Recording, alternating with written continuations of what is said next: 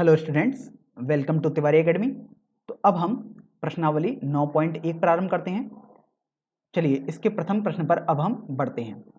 इस प्रश्न में आपको बोला गया है कि सर्कस का एक कलाकार एक 20 मीटर लंबी डोर पर चढ़ रहा है जो अच्छी तरह से तनी हुई है और भूमि पर सीधे लगे खंबे के शिखर से बना हुआ है। यदि भूमि स्तर के साथ डोर द्वारा बनाया गया कोण 30 डिग्री का है तो खंबे की ऊंचाई ज्ञात कीजिए। तो अभी आप यहां देखो कि यहां पर आपको ये चित्र दे दिया गया है। अगर चित्र नहीं भी दिया गया है तब भी आपको बनाना आना चाहिए। तो आप देखो, आपको बोला गया है कि सर्कस का एक कलाकार है, एक 20 मीटर लंबी डोर पर चढ़ रहा है। तो देखिए, और बोला गया है कि भूमि पर सीधे लगे खंबे के शिखर से बना हुआ है। तो ये देखो, अगर ए बी को आप बोल सकते हैं शिखर, बेसिकली खंबे का शिखर हो जाएगा ए। तो ए बी तो आपके पास खंबा हो गया। अब यहां से आप देखो कि ये आपके पास ए हो गया शिखर वाला बिंदु, और जो कलाकार है वो ए सी जो दूरी है 20 मीटर की उस पर बना चढ़ रहा है, ए की तरफ जा रहा है। फिर आपको बोला गया है कि ये जो डोर है, तो डोर तो देखिए ये 20 मीटर वाली जो ए सी है वो डोर है आपके पास। तो आपको बोला गया है कि जो ये डोर है वो 36 से 30 डिग्री का कोण बनाती है, भूमि स्तर अर्थात 36 से। तो आप देख सकते हो ये जो आपके पास कोण है वो 30 डिग्री आपको दिया हुआ है।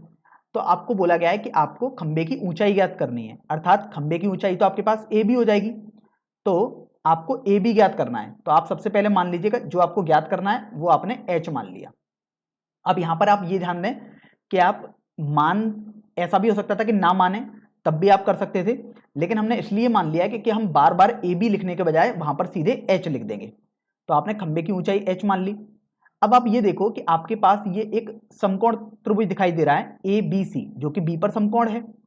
तो जब भी ऐसे प्रश्न आपके पास आएंगे तो सबसे महत्वपूर्ण काम ये है कि आप ऐसे प्रश्नों में सबसे पहले एक फिगर बनाएंगे। अगर फिगर दिया हुआ है तो अच्छी बात है, नहीं तो आपको फिगर बनाना आना चाहिए।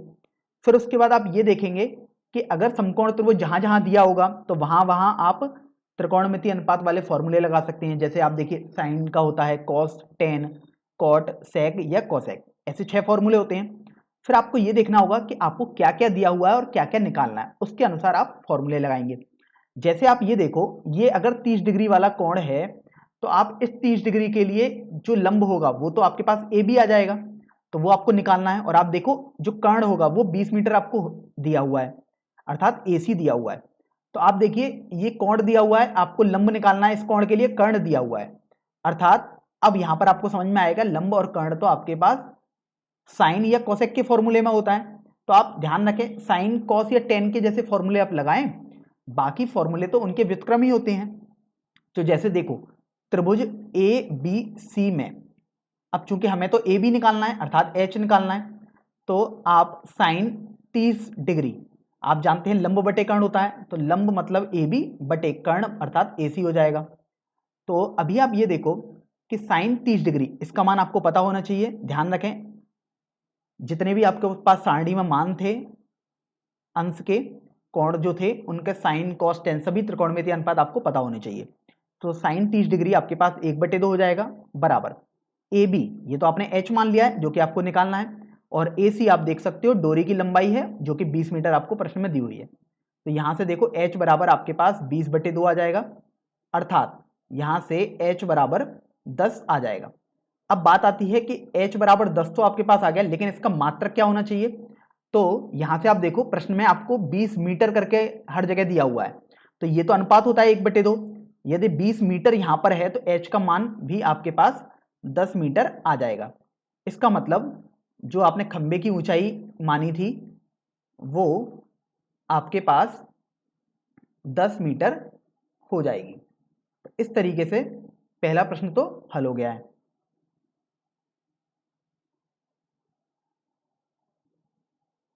अब देखिए, हम प्रश्न संख्या 2 पर बढ़ते हैं। यहां पर बोला गया है कि आंधी आने से एक पेड़ टूट जाता है और टूटा हुआ भाग इस तरह मुड़ जाता है कि पेड़ का शिखर जमीन को छूने लगता है। फिर आगे आपको बोला गया है और इसके साथ 30 डिग्री का कोण बनाता है। पेड़ के पाद बिंदु की दूरी जहां पेड़ का शिखर जमीन को छूता है 8 मीटर है।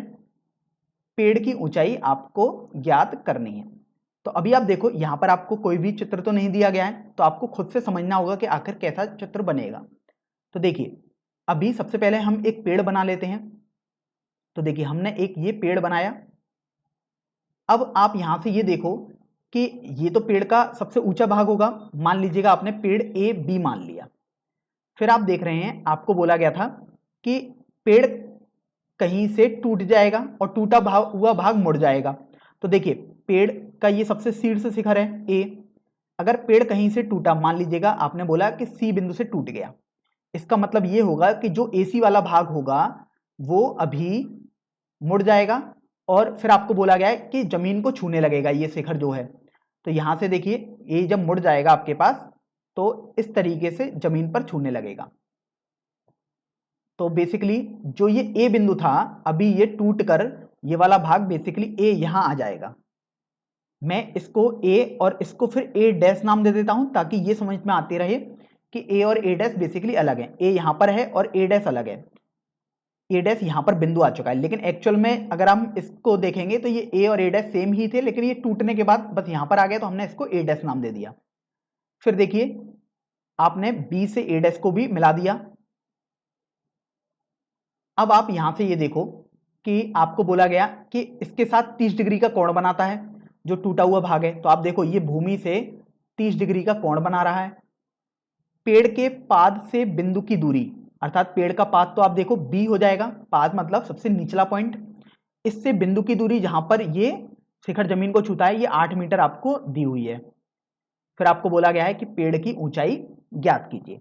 तो अभी आप ये देखो कि अगर हम बी सी को निकाल लें और फिर हमें AC निकालना पड़ेगा तभी तो आप पेड़ की ऊंचाई बता पाएंगे।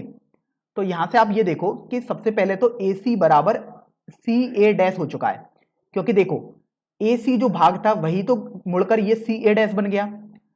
और अब आपको चूंकि पेड़ की ऊंचाई निकालनी है तो यहां से अब आपको समझ में आ जाएगा कि टोटल जो पेड़ की ऊंचाई होगी जो प्रारंभ में होगी वो आपके पास ए बी आ जाएगी। और ए बी निकालने के लिए आपको ए सी प्लस सी बी निकालना होगा। और आप देखो कि ए सी तो सी ए डैश लिख सकते हैं, अर्थात ए बी जो होगा वो सी ए डैश प्लस ए बी के बराबर आएगा। तो बेसिकली आपको ए बी निकालना है। तो अब देखो आपके पास एक समकोण त्रिभुज दिखाई दे गया, त्रिभुज ए डैश बी सी। तो यहां पर त्रिभुज ए डैश बी सी में अब यहां पर आपको यह सोचना है कि देखो इस कोण के लिए, दिए हुए कोण के लिए 30 डिग्री के लिए जो BC है वो लंब हो जाएगा और ए डैश सी कर्ण हो जाएगा और ए डैश बी आधार हो जाएगा। तो आपको लंब और कर्ण दोनों निकालने, लेकिन आधार दिया हुआ है। तो देखिए यहां पर आप tan का फॉर्मूला जब लगाएंगे तो वहां से लंब बटे आधार होता है। तो देखिए tan 30 डिग्री बराबर लंब अर्थात BC बटे आधार अर्थात ए डैश बी हो गया। तो देखो tan 30 डिग्री ये आपके पास 1/√3 आ गया बराबर BC तो आपको निकालना है और ए डैश बी आपके पास 8 मीटर दिया हुआ है, अर्थात BC आपके पास हो जाएगा 8/√3। या फिर देखो अगर आप √3 का ऊपर नीचे गुणा कर दोगे तो जो हर है वो परमेयीकरण हो जाएगा उसका। तो BC आपके पास यहां से हो जाएगा 8/3 मीटर। तो इस तरीके से आपने BC का भाग का मान तो निकाल लिया जो कि 8/3 मीटर आया है। फिर आप देखिए आपको ए डैश सी भी निकालना पड़ेगा। तो उसके लिए अब आप ऐसा फॉर्मूला लगाएंगे, क्योंकि देखो आपको आधार पता है, लंब आपको अब देखिए पता लग चुका है BC, और आपको कर्ण बताना है। तो आप कोई भी एक फॉर्मूला लगा सकते हैं। जैसे मान लीजिएगा हमने साइन का फॉर्मूला लगाया, तो साइन 30 डिग्री आपके पास होता है लंब बटे कर्ण अर्थात BC बटे कर्ण मतलब ए डैश सी। तो आप देखिए हमने लंब बटे कर्ण लगा दिया साइन का फॉर्मूला। अब आप जानते हैं कि साइन 30 डिग्री आपके पास 1/2 आ जाएगा बराबर, यहां से आप देखो BC आपने पहले ही निकाल चुका है 8√3/3 और ये आ गया ए डैश सी। अब आपको तो ए डैश सी निकालना है, तो आप यहां से देख सकते हो कि ए डैश सी आपके पास हो जाएगा 2 गुणा 8√3/3 अर्थात यहां से आप देखो ए डैश सी आपके पास हो जाएगा 16√3/3 मीटर। तो आपने देखिए कर्ण भी निकाल दिया ए डैश सी। अब आप ये देखो आपको तो पूरे पेड़ की ऊंचाई ज्ञात करनी थी टूटने से पहले, तो वो पूरे पेड़ की ऊंचाई तो आपके पास ए बी हो जाएगी, जो कि सी ए डैश प्लस सी बी हो जाएगी। तो यहां से आप देखिए, इसलिए पेड़ की ऊंचाई वो आपके पास हो जाएगी A dash C plus C B. देखिए सी ए डैश लिखें या ए डैश सी लिखें, बात एक ही है। तो यहां से देखो ए डैश सी आया 16√3/3 और प्लस सी बी आपके पास आया था 8√3/3। तो देखो ये आप यदि जोड़ोगे तो 24√3/3 आ जाएगा। और यदि आप हल इसको करेंगे तो यहां से आपके पास जो पेड़ की ऊंचाई आएगी वो हो जाएगी, देखिए 3 से 24 कट करेंगे तो 8 बार कट हो जाएगा, मतलब 8√3। और मात्रक आपको लिखना है तो वो मीटर हो जाएगा।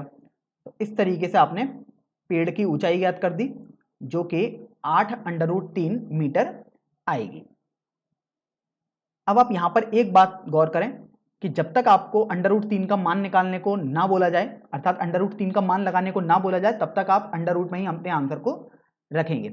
जैसे आप देखिए यहां पर आपको कहीं भी नहीं बोला गया है कि √3 का मान आपको कुछ मानना है, भले ही आप जानते भले ही क्यों ना हो, लेकिन जब तक ना बोला जाए तब तक आप ना लगाएं तो ज़्यादा बेहतर रहेगा। तो इस तरीके से आपके पास पेड़ की ऊंचाई आ गई है 8√3 मीटर। चलिए प्रश्न संख्या 3 पर अब हम बढ़ते हैं। यहां पर बोला गया है कि एक ठेकेदार बच्चों को खेलने के लिए एक पार्क में 2 फिसलन पट्टी लगाना चाहती है। आगे लिखा हुआ है कि 5 वर्ष से कम उम्र के बच्चों के लिए वह एक ऐसी फिसलन पट्टी लगाना चाहती है जिसका शिखर 1.5 मीटर की ऊंचाई पर हो और भूमि के साथ 30 डिग्री कोण पर झुका हुआ हो। फिर आपको आगे बोला गया कि जबकि इससे अधिक उम्र के बच्चों के लिए वह 3 मीटर की ऊंचाई पर एक अधिक ढाल की फिसलन पट्टी लगाना चाहती है जो भूमि के साथ 60 डिग्री का कोण बनाती हो। प्रत्येक स्थिति में फिसलन पट्टी की लंबाई क्या होनी चाहिए। तो बेसिकली आप देखिए यहां पर आपको 2 फिसलन पट्टी लगाने को बोला गया है, एक 5 वर्ष से कम उम्र के बच्चों के लिए और एक अधिक उम्र के बच्चों के लिए। तो बेसिकली सबसे पहले हम पहला भाग हल करते हैं, अर्थात 5 वर्ष से कम उम्र के बच्चों के लिए। तो यहां से हम लिख देते हैं 5 वर्ष से कम उम्र के लिए।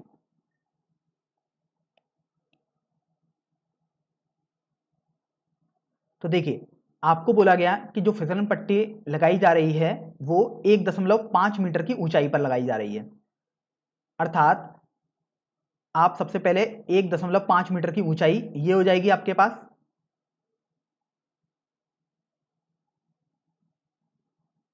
फिर ये तो जमीन से ऊंचाई हो गई। अब आपको बोला गया था कि फिसलन पट्टी लगानी है, अर्थात आपके पास जो फिसलन पट्टी हो जाएगी वो कुछ ऐसे लग जाएगी। और ध्यान रखना है आपको बोला गया है कि 30 डिग्री का कोण बना रही होगी फिसलन पट्टी।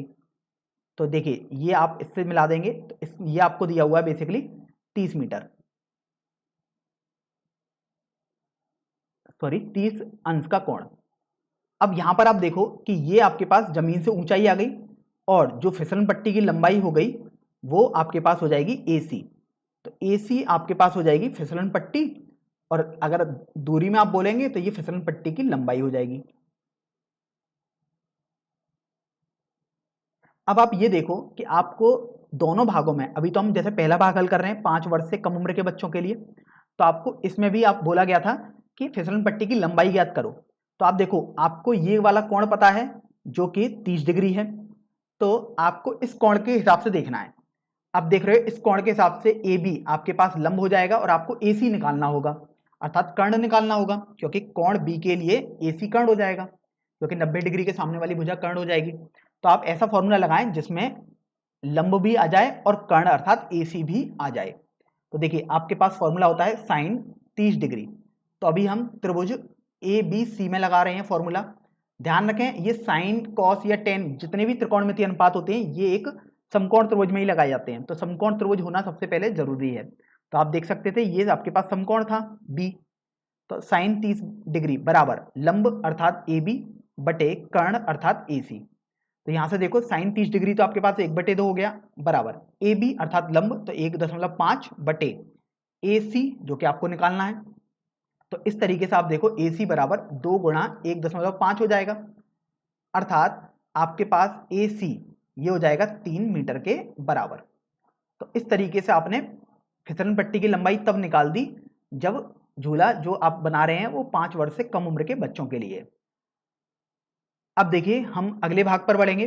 अगले भाग में आपको बोला गया था कि अभी अधिक उम्र के बच्चों के लिए आप लगा रहे हैं, लेकिन वह 3 मीटर की ऊंचाई होनी चाहिए, अर्थात जो अभी 1.5 मीटर की ऊंचाई थी वो अब 3.5 मीटर की 3 मीटर की ऊंचाई होनी चाहिए। तो यहां पर हम दूसरा भाग हल कर रहे हैं, 5 वर्ष से अधिक उम्र के लिए।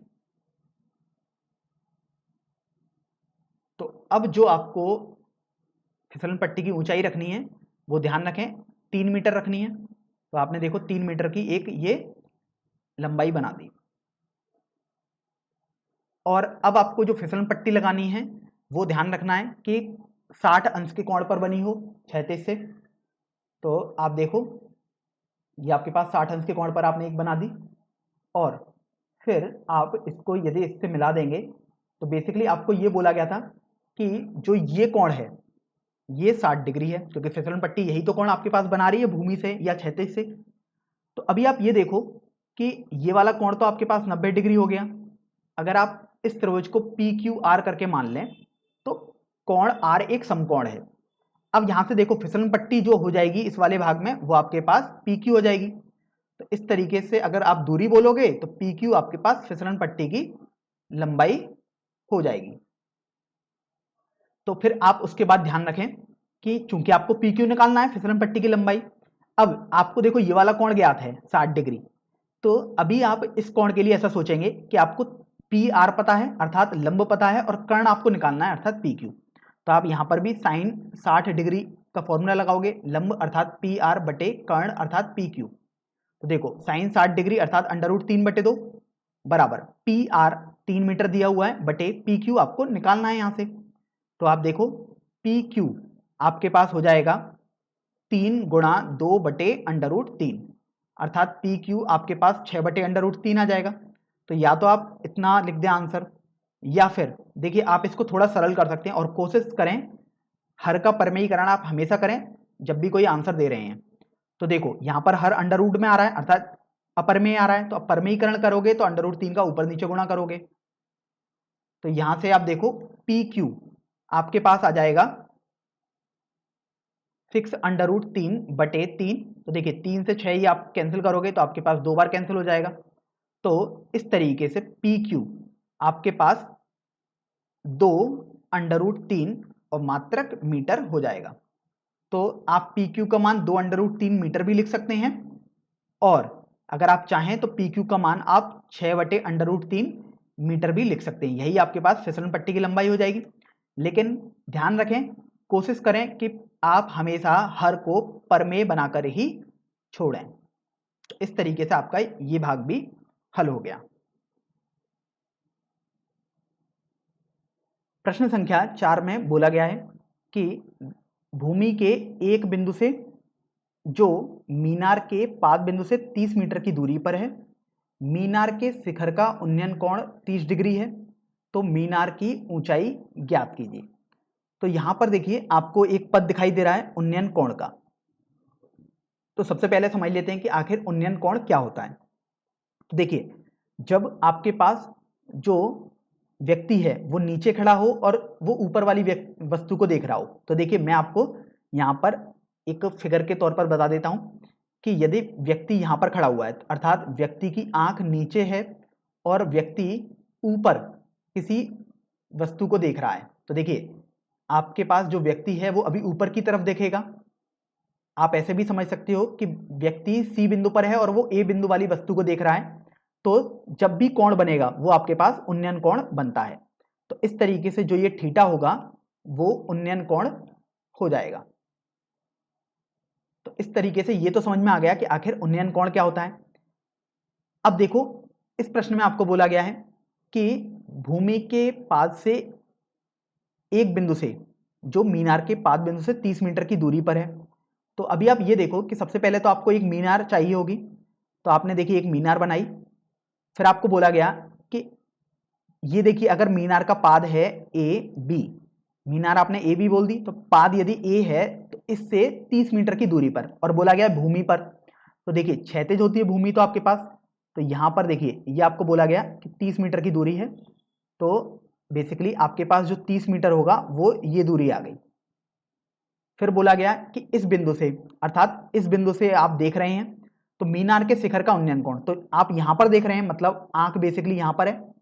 आप ऐसा ना सोचें कि जो देखेगा व्यक्ति उसकी ऊंचाई क्या होनी चाहिए, उसको आप नगण्य माने, बेसिकली आप यहां से देख रहे हैं तो आपको अब बोला गया कि मीनार के शिखर का उन्नयन कोण, अर्थात यहां से जो व्यक्ति की आंख है, अर्थात व्यक्ति देखो यहां से देख रहा है सी बिंदु से बी बिंदु की तरफ देख रहा है, तभी तो आपको बोला गया शिखर का उन्नयन कोण, अर्थात ऊपर की तरफ देख रहा है मतलब बी की तरफ, तो उन्नयन कोण आपके पास ये हो जाएगा जो कि 30 अंश आपको दिया हुआ है। फिर आपको बोला गया है कि मीनार की ऊंचाई ज्ञात करो, तो बेसिकली जो आपके पास ए बी आ जाएगी वही मीनार की ऊंचाई हो जाएगी, तो आपको ए बी का मान बेसिकली ज्ञात करना है। फिर आप देखो कि आपको बोला गया था 30 मीटर की दूरी पर, अर्थात ए से मीनार का पाथ तो ए था, उससे सी पर 30 मीटर की दूरी हो गई है। अब ये देखो आपको निकालना ए बी है और आपको पता है ए सी, तो इस कोण के लिए आप देखो जो लंब होगा वो ए बी हो जाएगा और जो आधार होगा वो ए सी हो जाएगा, अर्थात लंब और आधार का उपयोग आपको करना है। तो लंब और आधार आपके पास tan वाले फॉर्मूले में आते हैं, तो इसलिए त्रिभुज ए बी सी में, अब यहां पर आप देखो जो भी त्रिकोणमिति वाले फॉर्मूले होते हैं sine cos tan cot sec या कोसेक जैसे, वो तभी आप लगा सकते हो जब कोई कोण समकोण जरूर होना चाहिए किसी त्रिभुज का, अर्थात समकोण त्रिभुज में। तो आप देख रहे हो यहां पर ए समकोण बन चुका है क्योंकि मीनार जो होगी वो बिल्कुल ही ऊर्ध्वाधर होगी, तो यहां से आप देखो आप लगा सकते हो tan 30 डिग्री बराबर लंब अर्थात ए बी बटे आधार अर्थात ए सी। अब आपको देखो ए बी तो निकालना है और ए सी आपको दिया हुआ है 30 मीटर, तो देखिए tan 30 डिग्री अगर आप लगाओगे तो 1/√3 होता है बराबर ए बी आपको निकालना है और ए सी आपके पास 30 आ चुका है। तो यहां से आप ये देखिए कि जब आप ए बी का मान निकालोगे तो ए बी का मान आपके पास आ जाएगा 30/√3। तो देखो जब आप परमीकरण कर दोगे तो आपके पास आ गया ए बी बराबर 30√3/3, तो देखिए ये कैंसिल हो जाएगा, इस तरीके से आपके पास ए बी का मान आ जाएगा 10√3 और मात्रक आपके पास मीटर हो जाएगा। तो ऐसे प्रश्नों को इस तरीके से हल किया जाता है।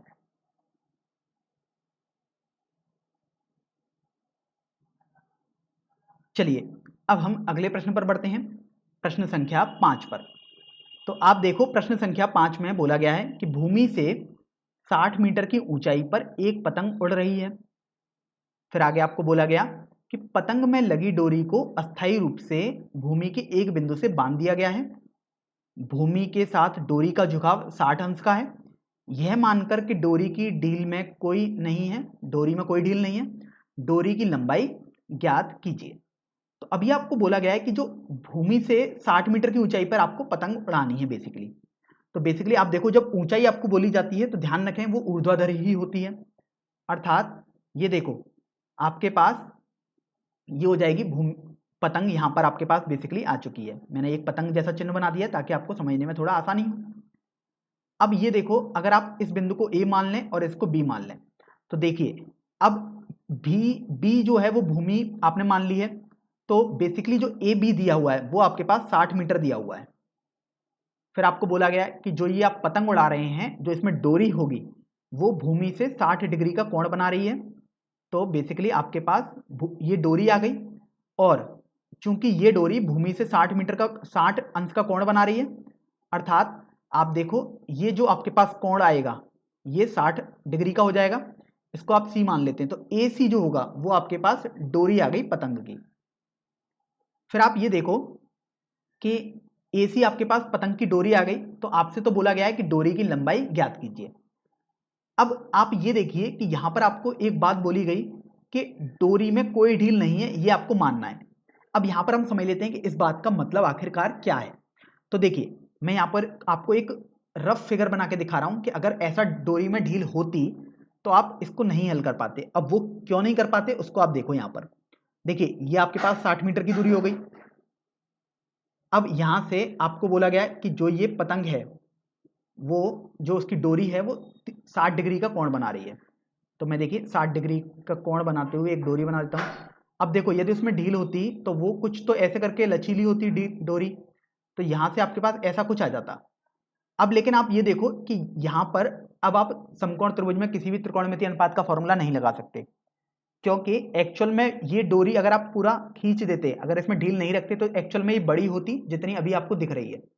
तो इसलिए जब भी ऐसा होगा कि कहीं ढील होगी तो आप नहीं कर पाएंगे, इसलिए आपको बोला गया कि डोरी में कोई भी ढील आपको नहीं रखनी है, तभी आप इस प्रश्न को हल कर सकते हैं।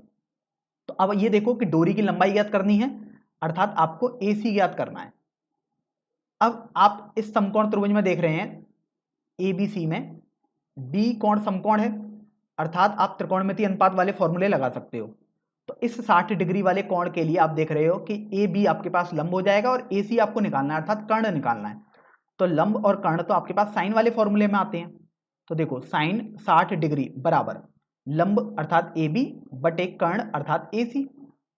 यहां से अब देखो आप मान लगाओगे तो साइन 60 डिग्री आपके पास अंडर रूट का 3/2 आ जाएगा बराबर AB, ये आपके पास 60 आ जाएगा। AC आपको निकालना है जो कि डोरी की लंबाई है। तो यहां से आप देखो, आप जब तिरछा गुणा करोगे तो आप AC का अंडर रूट 3 में गुणा कर दोगे और 2 का 60 में गुणा कर दोगे। तो AC का अंडर रूट 3 में गुणा किया बराबर 60 गुणा 2 आ जाएगा। तो इस तरीके से AC बराबर 120 बटे अंडर रूट 3 आ जाएगा। तो देखिए वैसे तो आपके पास ये बिल्कुल सही है आंसर, लेकिन आपको हमने बताया कि कोशिश ये करें कि जब भी आप अपना उत्तर दें तो हमेशा हर जो भी है उसको परमेय ही रखें, अर्थात परमेयीकरण करें। आप इसका परमेयीकरण करने के लिए आप अंडर रूट 3 का ऊपर और नीचे गुणा कर दीजिएगा। तो देखो आपके पास ये आ जाएगा AC बराबर 120 अंडर रूट 3 बटे 3। तो देखो 3 से यदि आप AC 120 को कट करोगे तो आपके पास 40 आ जाएगा, अर्थात AC का मान 40 अंडर रूट 3 आ जाएगा और ये आपके पास मीटर में आ जाएगा। तो इस तरीके से आपने पतंग की डोरी की लंबाई ज्ञात कर ली, जो कि 40 अंडर रूट 3 मीटर के बराबर आ गई है।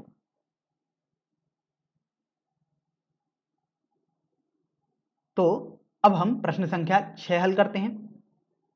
इस प्रश्न में आपको बोला गया है कि 1.5 मीटर लंबा एक लड़का 30 मीटर ऊंचे एक भवन से कुछ दूरी पर खड़ा है। जब वह ऊंचे भवन की ओर जाता है तब उसकी आंख से भवन के शिखर का उन्नयन कोण 30 अंश से 60 अंश हो जाता है। तो बताइए कि वह भवन की ओर कितनी दूर तक चलकर गया है। तो अभी आप ये देखो, यहां पर जो व्यक्ति है अर्थात लड़का है उसकी लंबाई दी गई है, अर्थात अब आपको नगण्य नहीं माननी है। जब तक लंबाई नहीं दी जाएगी तब तक आपको नगण्य माननी है, और जब लंबाई दी जाएगी तब आप नगण्य ना माने अर्थात उसका यूज करेंगे। तो आप ये देखो कि सबसे पहले आपको जो भवन है उसकी ऊंचाई दी गई है 30 मीटर। तो सबसे पहले आप एक भवन बना दीजिएगा। तो मान लीजिएगा आपके पास ये एक भवन बन गया और इसकी ऊंचाई आपको दी हुई है 30 मीटर। फिर आपको बोला गया कि एक लड़का है जिसकी ऊंचाई 1.5 मीटर है। तो देखिए सबसे पहले मैं इसको यहां पर बना देता हूं, एक भूमि अर्थात क्षैतिज बना देता हूं। तो स्वाभाविक बात है कि लड़का क्षैतिज अर्थात भूमि पर ही कहीं खड़ा है। तो आपने देखिए लड़के की लंबाई बना दी 1.5 मीटर। तो मैं इसको थोड़ा बड़ा बना देता हूं। तो ये आपने लड़के की लंबाई बना दी 1.5 मीटर। ये आपके पास 1.5 मीटर हो गया। फिर आपको बोला गया कि यह जो लड़का है इसकी आंख से, तो देखिए लड़के की आंख ऊपर ही आएगी, तो यहां पर आंख है। फिर आप देखो हमने आपको समझाया था कि उन्नयन कोण का मतलब होता है कि जब आप नीचे से कोई भी ऊपर की तरफ देखते हैं, तो देखिए लड़का नीचे उसकी आंख है, जो शिखर है भवन का वो आपके पास ए है मतलब ऊपर है, तो जो भी कोण बनेगा उस कोण को हम उन्नयन कोण बोलते हैं। तो देखिए अभी आपके पास जो कोण बन रहा है आप देख सकते हो वो आपके पास उन्नयन कोण बनेगा क्योंकि लड़का ऊपर की तरफ देख रहा है। तो अब आप ये देखो कि अगर आप इससे एक लाइन ऐसे बना दो तो आपको ये कोण दिया हुआ है 30 डिग्री। सबसे पहले है 30 डिग्री। फिर आपको बोला गया कि जब वह ऊंचे भवन की ओर जाता है, तो देखिए लड़का यहां पर है, अभी भवन आपके पास यहां पर है दाईं तरफ, तो लड़का अब इधर की तरफ जा रहा है। तो लड़का थोड़ी देर बाद मान लीजिएगा कुछ इधर की तरफ पहुंच गया। तो जैसे मान लीजिएगा मैंने इसको सी मान लिया, इसको डी बिंदु मान लिया और लड़का ई बिंदु पर पहुंच गया। तो अभी लड़का कुछ ऐसे आ चुका है, ये लड़के की लंबाई तो सेम ही रहेगी 1.5 मीटर, और अब जो उन्नयन कोण है वो आपके पास 60 अंश का बोला गया है। तो आप देख सकते हो कि अब जो उन्नयन कोण है अर्थात ये जो कोण आपके पास बना है वो 60 अंश का हो चुका है। तो यहां से देखिए एक बार हम इस फिगर को एक बार और समझ लेते हैं। प्रश्न में बोला गया था कि 30 मीटर ऊंचाई का एक भवन है, तो जो ए बी है वो आपके पास भवन की ऊंचाई हो गई, जो कि आपके पास 30 मीटर दी हुई है। फिर आप देखिए कि आपको बोला गया जो लड़का है वो सबसे पहले सी डी है, लड़के की लंबाई है सी डी, अर्थात डी बिंदु पर उसकी आंख है। वो जब ए पर देख रहा है तो उसका जो उन्नयन कोण है वो 30 डिग्री का है। लड़का थोड़ी देर बाद भूमि की तरफ, भवन की तरफ बढ़ रहा है, तो लड़का देखिए ई पर पहुंच गया। तो अब जो उसका उन्नयन कोण है वो 60 डिग्री हो जाएगा। तो बताइए कि वह भवन की ओर कितनी दूरी तक चला। तो देखिए लड़का, तो अगर आप इसको एफ बोल देते हैं तो जो लड़का चला होगा वो सी एफ के बराबर होगा। तो मैं यहां पर लिख देता हूं लड़के द्वारा चली गई दूरी, वो आपके पास आ गई सी एफ, या आप बोल सकते हैं सी एफ या आप बोल सकते हैं डीई, क्योंकि ये होंगी तो बराबर ही। तो अब आपको बेसिकली सी एफ या डीई इसका मान निकालना है। तो अब आप देखिए एक बात पर गौर करें कि जो ए बी थी 30 मीटर भवन की ऊंचाई, उसमें 1.5 मीटर जो लड़के की ऊंचाई है वो भी तो आपके पास काउंट हो रही है। तो बेसिकली आपके पास ये जो दूरी होगी, अगर आप इस दूरी को जी बोल दे, इस पॉइंट को जी बोल देते हैं, तो ए जी आपके पास हो जाएगी 30 माइनस 1.5 अर्थात 28.5 मीटर। अब यहां से आप देखिए आपके पास प्रश्न करना काफी आसान हो चुका है। तो सबसे पहले तो आप ये देखो कि आपके पास एक समकोण त्रिभुज दिखाई दे रहा है ए जी ई, तो आप ए जी ई में निकालो। फिर आप देख रहे हो कि आपको डी ई निकालना है, तो डी ई मतलब ये क्षैतिज वाली रेखा निकालनी है, अर्थात अब आप इसमें कोशिश करेंगे कि कैसे भी ई जी आपके पास आ जाए। अर्थात जो 60 डिग्री का कोण है उसके लिए लंब आपको दिया हुआ है ए जी और आधार है ई जी। तो आप देखिए लंब और आधार से मिलकर बना एक फॉर्मूला होता है टेन वाला, तो टेन वाला फॉर्मूला आप लगाओगे, टेन 60 डिग्री बराबर लंब अर्थात ए जी हो जाएगा, आधार अर्थात ई जी हो जाएगा। तो अभी आप ये देखो टेन 60 डिग्री आपके पास होता है √3, ए जी 28.5 है आपने निकाल दिया है, बटे ई जी आपको पता नहीं है, तो इस तरीके से अब आप ई जी निकालेंगे। तो ई जी आपके पास आ जाएगा 28.5 बटे √3। तो आप कोशिश करें कि जब भी आप मान निकालें तो परमेयीकरण कर दें हर का, तो ये आ जाएगा 28.5 √3 बटे 3। तो देखिए जब आप इसको थोड़ा सरल करोगे तो ई जी आपके पास हो जाएगा, देखिए 3 से 28.5 कट करेंगे तो ये आ जाएगा 9.5, तो 9.5 गुणा √3 मीटर, ये आपके पास ईजी की लंबाई आ गई, जो ईजी वाली लेंथ थी। अब आपने चूंकि ईजी वाली लेंथ निकाल दी, अब देखिए आप समकोण त्रिभुज ए डी जी की बात करेंगे, क्योंकि ए डी जी भी तो एक समकोण त्रिभुज है। तो देखिए हम उसमें करते हैं समकोण त्रिभुज ए डी जी में। तो आप ये देखो कि यहां पर भी आपको चूंकि डीई निकालना है, अर्थात इस 30 डिग्री वाले कोण के लिए आपको एजी दिया हुआ है अर्थात लंब, और डीजी आप निकालेंगे क्योंकि समकोण त्रिभुज तो पूरा एडीजी है, तो आप अब डीजी निकालेंगे अर्थात लंब बटे कर्ण का फॉर्मूला लगाओगे। तो आप लिखोगे 10 30 डिग्री बराबर लंब अर्थात एजी बटे कर्ण अर्थात डीजी। तो इस तरीके से आप देखो 10 30 डिग्री तो 1 बटे √3 हो गया, बराबर ए जी आपने निकाल लिया 28.5 बटे डी जी। तो इस तरीके से आपने देखा कि डी जी जो होगा वो 28.5 √3 मीटर हो जाएगा। तो अभी आप एक बात पर गौर करें कि आपने यहां पर डी जी निकाल लिया और आपने ई जी निकाल लिया, अर्थात देखिए ई जी आपके पास ये वाली दूरी है और आपने डी जी निकाल लिया है, अर्थात आपने देखिए ये वाली दूरी निकाल ली है। अब आपको जो निकालनी है लड़के द्वारा चली गई दूरी, तो वो तो आपके पास देखो ये वाली दूरी बची हुई है डीई, आपको तो डीई निकालनी है। आप देख भी सकते हो आपने लिखा भी था डीई या सी एफ, दोनों का मान मतलब एक ही है। तो अब चूंकि आपको डी ई निकालनी है, जो लड़के द्वारा चली गई दूरी है, मैं यहां लिख भी देता हूं, लड़के द्वारा चली दूरी, तो वो डी ई हो गई। अब वो डी ई आपके पास हो जाएगी डी जी माइनस ई जी। तो अब आप देखो डी जी आपके पास आया है 28.5 √3 माइनस ई जी, देखिए आपने पहले ही निकाल चुके हैं 9.5 √3 आया है। तो आप इसको यहां पर घटा देंगे, तो देखो ये बिल्कुल समान पद जैसे दिखाई दे रहे हैं, तो आप अभी इनको घटा सकते हैं। तो 28.5 में से आप 9.5 घटाएंगे तो आपके पास 19 आ जाएगा, और ये √3 तो चलता ही रहेगा। तो इसका मतलब जो लड़के द्वारा चली गई दूरी होगी वो 19 √3 मीटर हो जाएगी। तो इस तरीके से आपने ये प्रश्न भी हल कर दिया है। तो अब देखिए प्रश्न संख्या 7 में बोला गया है कि भूमि के एक बिंदु से एक 20 मीटर ऊंचे भवन के शिखर पर लगी एक संचार मीनार के तल और शिखर के उन्नयन कोण क्रमशः 45 अंश और 60 अंश हैं, तो मीनार की ऊंचाई ज्ञात कीजिए।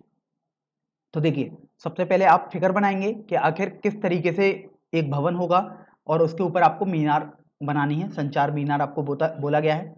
तो देखिए सबसे पहले आप एक 20 मीटर ऊंचा भवन बनाएंगे। जैसे आपने देखिए ये 20 मीटर ऊंचा एक भवन बना दिया, ये आपके पास 20 मीटर हो गई इसकी ऊंचाई, और इस भवन को आपने ए बी दे दिया नाम, जहां बी इसका पाद बिंदु हो गया इस भवन का। फिर आपको बोला गया कि इस भवन के ऊपर एक संचार मीनार है, तो संचार मीनार आप देखिए अब बनाएंगे, तो आपने देखी इतनी ये संचार मीनार बना दी। तो मान लीजिएगा इसको आपने सी नाम दे दिया, तो ए सी आपके पास संचार मीनार की ऊंचाई हो गई है। मैं यहां लिख देता हूं ए सी संचार मीनार है। अगर आप लंबाई में बोलेंगे तो ये संचार मीनार की लंबाई या संचार मीनार की ऊंचाई बोल सकते हैं आप। फिर आपको बोला गया है कि भूमि पर कोई बिंदु है, तो अब ये देखिए भूमि पर कोई बिंदु है अर्थात आपके पास जो एक बिंदु आएगा वो भूमि पर, अर्थात यहां पर कहीं मान लीजिए आपने एक बिंदु मान लिया, बिंदु डी। फिर आपको बोला गया कि मीनार के तल और शिखर के उन्नयन कोण, तो देखिए मीनार का जो तल होगा वो तो ए हो जाएगा और जो मीनार का शिखर हो जाएगा वो सी हो जाएगा। तो आपको तल और शिखर के उन्नयन कोण बोले गए, अर्थात आप इस बिंदु से इसकी तरफ देख रहे थे तभी तो उन्नयन कोण होगा, क्योंकि उन्नयन कोण में हमने आपको समझाया था कि जो व्यक्ति होता है वो नीचे होता है और जिस वस्तु को देख रहा होता है वो वस्तु ऊपर होती है। तो आप देखिए मीनार के तल को देखेगा तो देखिए व्यक्ति यहाँ पर डी पर है और वो ए को देखेगा, तो यहाँ से आपके पास उन्नयन कोण ही बनेंगे हमेशा। तो यहाँ से आपको उन्नयन कोण दिए हुए हैं 45 अंश और 60 अंश। तो देखिए अब हम इनको जोड़ देते हैं। एक बार आपने इससे जोड़ दिया डी से ए को, और एक बार आप डी से सी को जोड़ देते हैं। तो यहाँ से आप देखो कि आपके पास जो कोण बोले गए हैं वो 45 और 60 अंश बोले गए हैं। तो यहाँ से सबसे पहले तो ये समझें कि छात्रों को इसमें संदेह होता है कि आखिर कौन सा 45 और कौन सा 60 हो। तो देखिए संदेह करने की कोई भी बात नहीं है, आप प्रश्न को अगर ढंग से पढ़ेंगे तो आपको तुरंत पता लग जाएगा। पहले देखिए मीनार के तल लिखा हुआ है और फिर शिखर लिखा हुआ है, फिर क्रम से लिखा हुआ है, अर्थात पहले जो एंगल लिखा होगा अर्थात कोण लिखा होगा वो मीनार के तल का है। तो देखिए पहले आपके पास 45 डिग्री लिखा हुआ है, इसका मतलब आपके पास जो पहले कोण बन रहा है मीनार के तल से बनना है, अर्थात 45 डिग्री बन गया। और इसी तरीके से जो दूसरा है वो मीनार के शिखर से है, अर्थात ये आपके पास 60 अंश हो जाएगा। एक तो आप इस लैंग्वेज से समझ सकते हैं, और दूसरा आप देखिए ऐसे भी समझ सकते हैं कि चूंकि आप देखिए इस क्षैतिज से डीबी से जब आप ए की तरफ जाएंगे तो वो कम एंगल होगा, और जब आप सी की तरफ मुड़ेंगे तो ऑब्वियस सी बात है कि ये बड़ा एंगल होगा। तो इसलिए आपने 45 अंश तो ए डी बी बोल दिया और 60 अंश आपके पास सी डी बी हो गया। अब आप देखो कि आपको ए सी की ऊंचाई निकालने को बोला गया था, तो माना जिसकी ऊंचाई आपसे निकालने को बोला गया है आप उसी की ऊंचाई मान लीजिएगा। संचार मीनार की आपने ऊंचाई मान ली h, अर्थात जो AC था अब वो आपके पास h मीटर हो गया, क्योंकि देखिए हर जगह मीटर चल रहा है इसलिए मैंने यहां पर मीटर ले लिया। फिर आप देखिए आपके पास यहां से दो त्रिभुज दिखाई दे रहे हैं, समकोण त्रिभुज। एक तो त्रिभुज ए बी डी दिखाई दे रहा है। तो यहां पर आप देखो इस त्रिभुज में आप फॉर्मूला लगाएंगे तो आप देखिए यहां पर जो आपके पास आधार है इस 45 डिग्री कोण के लिए वो DB है। तो DB आपके पास दूसरे वाले त्रिभुज में भी बराबर ही रहेगा क्योंकि वो आधार है, कॉमन रहेगा। तो आप फॉर्मूला लगाओगे tan 45 डिग्री बराबर लंब अर्थात AB बटे आधार अर्थात DB। तो यहां से देखिए tan 45 डिग्री एक हो गया। AB आपके पास दिया हुआ है भवन की ऊंचाई 20, DB तो यहां से आप देखिए DB आपके पास 20 मीटर आ जाएगा। अर्थात आपने ये पता कर लिया कि जो ये बिंदु है जहां से आप मीनार का तल और शिखर देख रहे हैं वो भवन के पास से 20 मीटर की दूरी पर है। अब यहां पर आप देखिए आपको एक दूसरा समकोण त्रिभुज भी दिखाई दे रहा है जो कि है त्रिभुज CBD में। अब यहां पर आप देखो कि आपको एक तरीके से BC आ पाएगा क्योंकि इस समकोण त्रिभुज में जो भुजा होगी वो BC होगी। तो यहां से tan 60 डिग्री बराबर, अब यहां से आप देखो DB आपको पता लग गया है अर्थात आपको इस 60 डिग्री के लिए आधार पता लग गया है और आपको लंब में AC निकालना है भले ही, लेकिन कोई बात नहीं आप तो BC निकाल ही सकते हैं यहां से। तो लंब बटे आधार करोगे तो ये आ जाएगा BC बटे DB। तो यहां से आप देखो कि आपके पास tan 60 डिग्री ये तो √3 आ गया। BC, अब BC को आप लिख सकते हैं AB प्लस AC बटे DB आपने देखिए निकाल ही लिया 20 के बराबर है। तो यहां से आप देखो आपके पास AB तो भवन की ऊंचाई है अर्थात 20 है। तो 20 √3 बराबर AB का मतलब 20 प्लस AC आपको निकालना है अर्थात मीनार की ऊंचाई आपने H मान ली थी। तो इस तरीके से आप देखो आपके पास H आ जाएगा 20 √3 माइनस 20, या फिर आप सरल करके इसको लिख सकते हैं H बराबर 20 कॉमन लेने पर √3 माइनस 1 मीटर। तो इस तरीके से आपने यहां पर मीनार की ऊंचाई निकाल दी जो कि 20 कोष्टक में √3 माइनस 1 मीटर के बराबर आई है।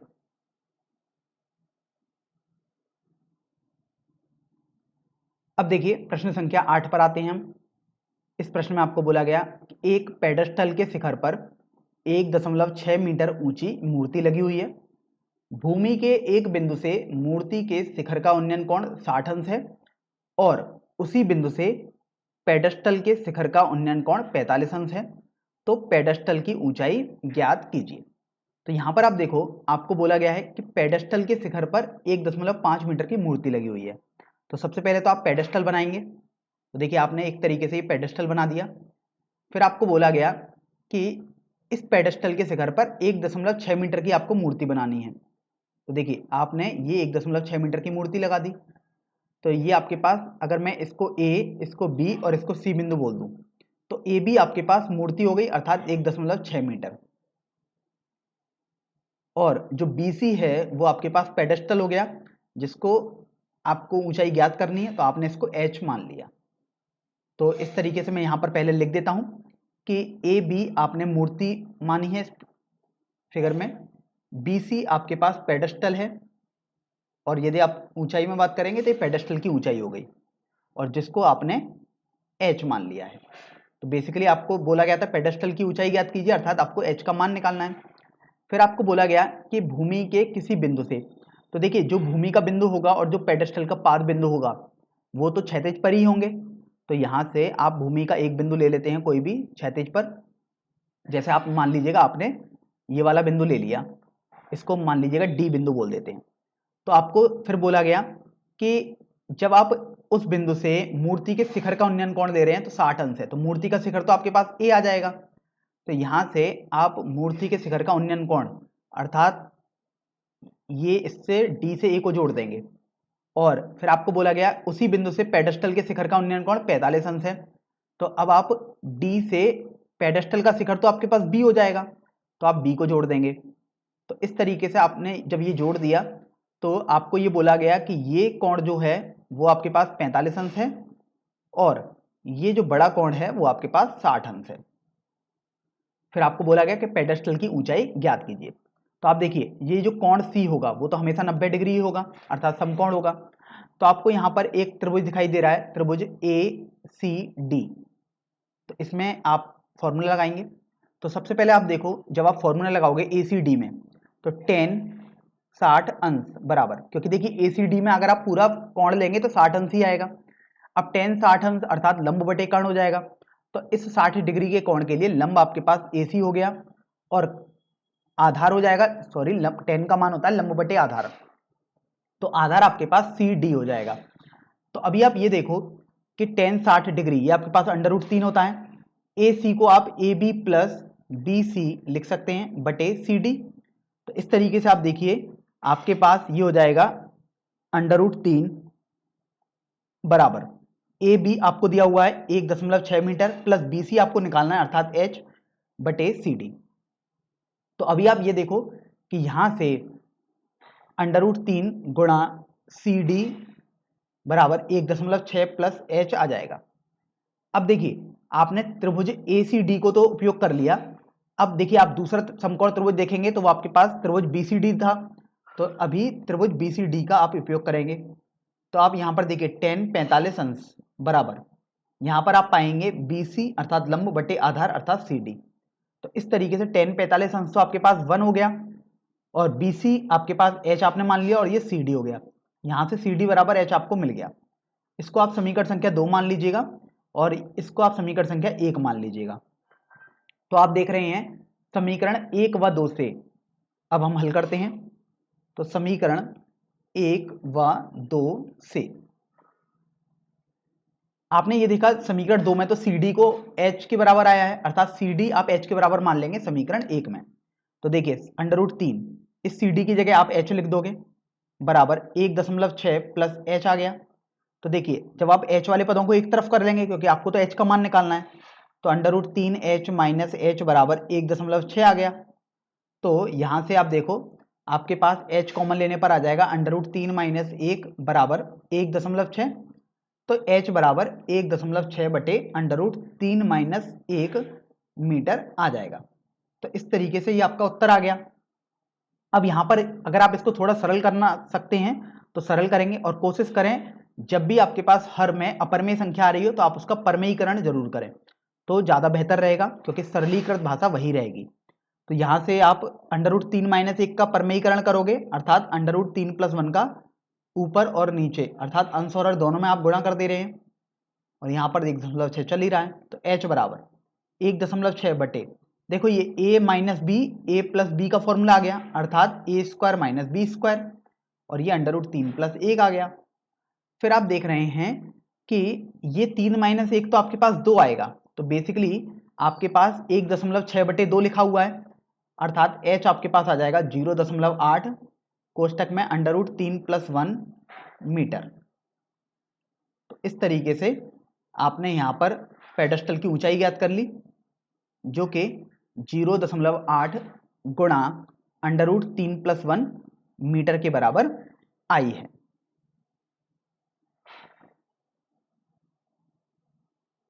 चलिए अगले प्रश्न पर बढ़ते हैं, प्रश्न संख्या 9 पर।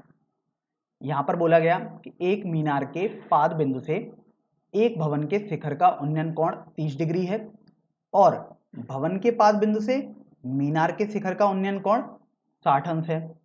फिर आपको बोला गया कि यदि मीनार की ऊंचाई तो 50 मीटर है तो भवन की ऊंचाई ज्ञात कीजिए।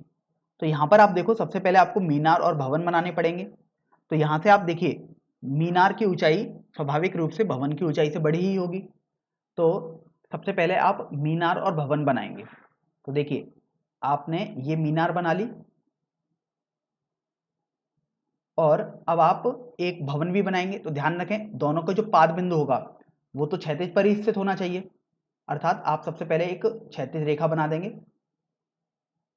फिर आप यहां पर देखिए एक भवन बनाएंगे। तो इस तरीके से आपने ये भवन बना दिया यहां पर। अब यहां पर आप देखिए आपको सबसे पहले प्रश्न में बोला गया कि मीनार के पाद बिंदु से, तो मीनार का पाद बिंदु, तो सबसे पहले तो यहां पर मैं आपको लिख देता हूं कि आखिर मीनार क्या है और पाद बिंदु यहां पर क्या होंगे। तो मैंने ए बी मान लिया और इसको मैंने सी और डी मान लिया।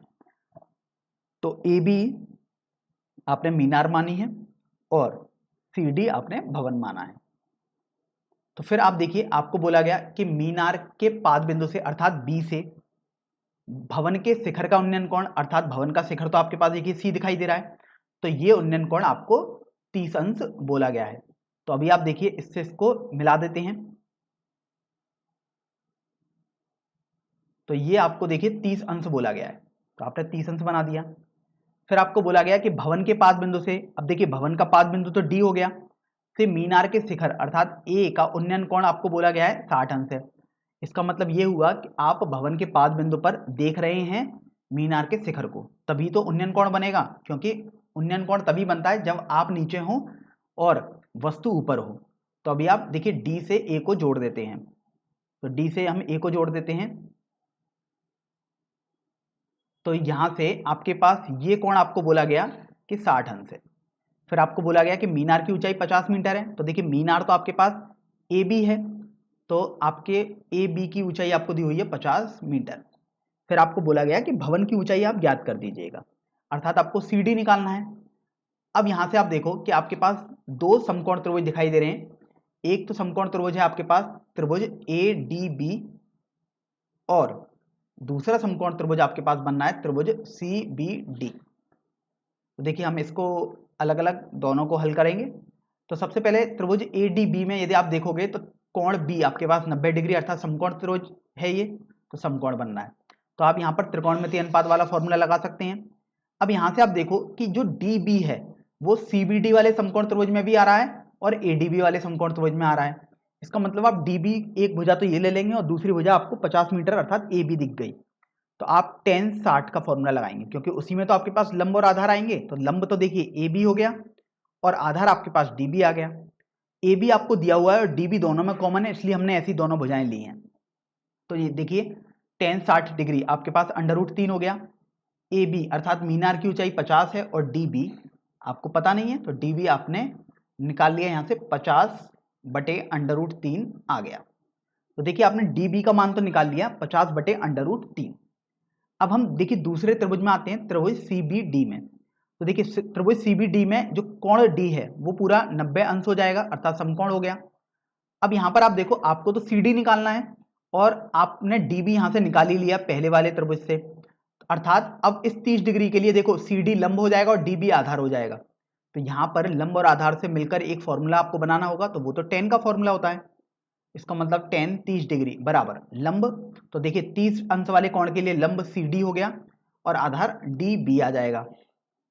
अब यहां से आप देखो tan 30 डिग्री 1/√3 आ गया बराबर सी डी आपको निकालना है, और देखिए डी बी का मान आपने अभी निकाला 50/√3।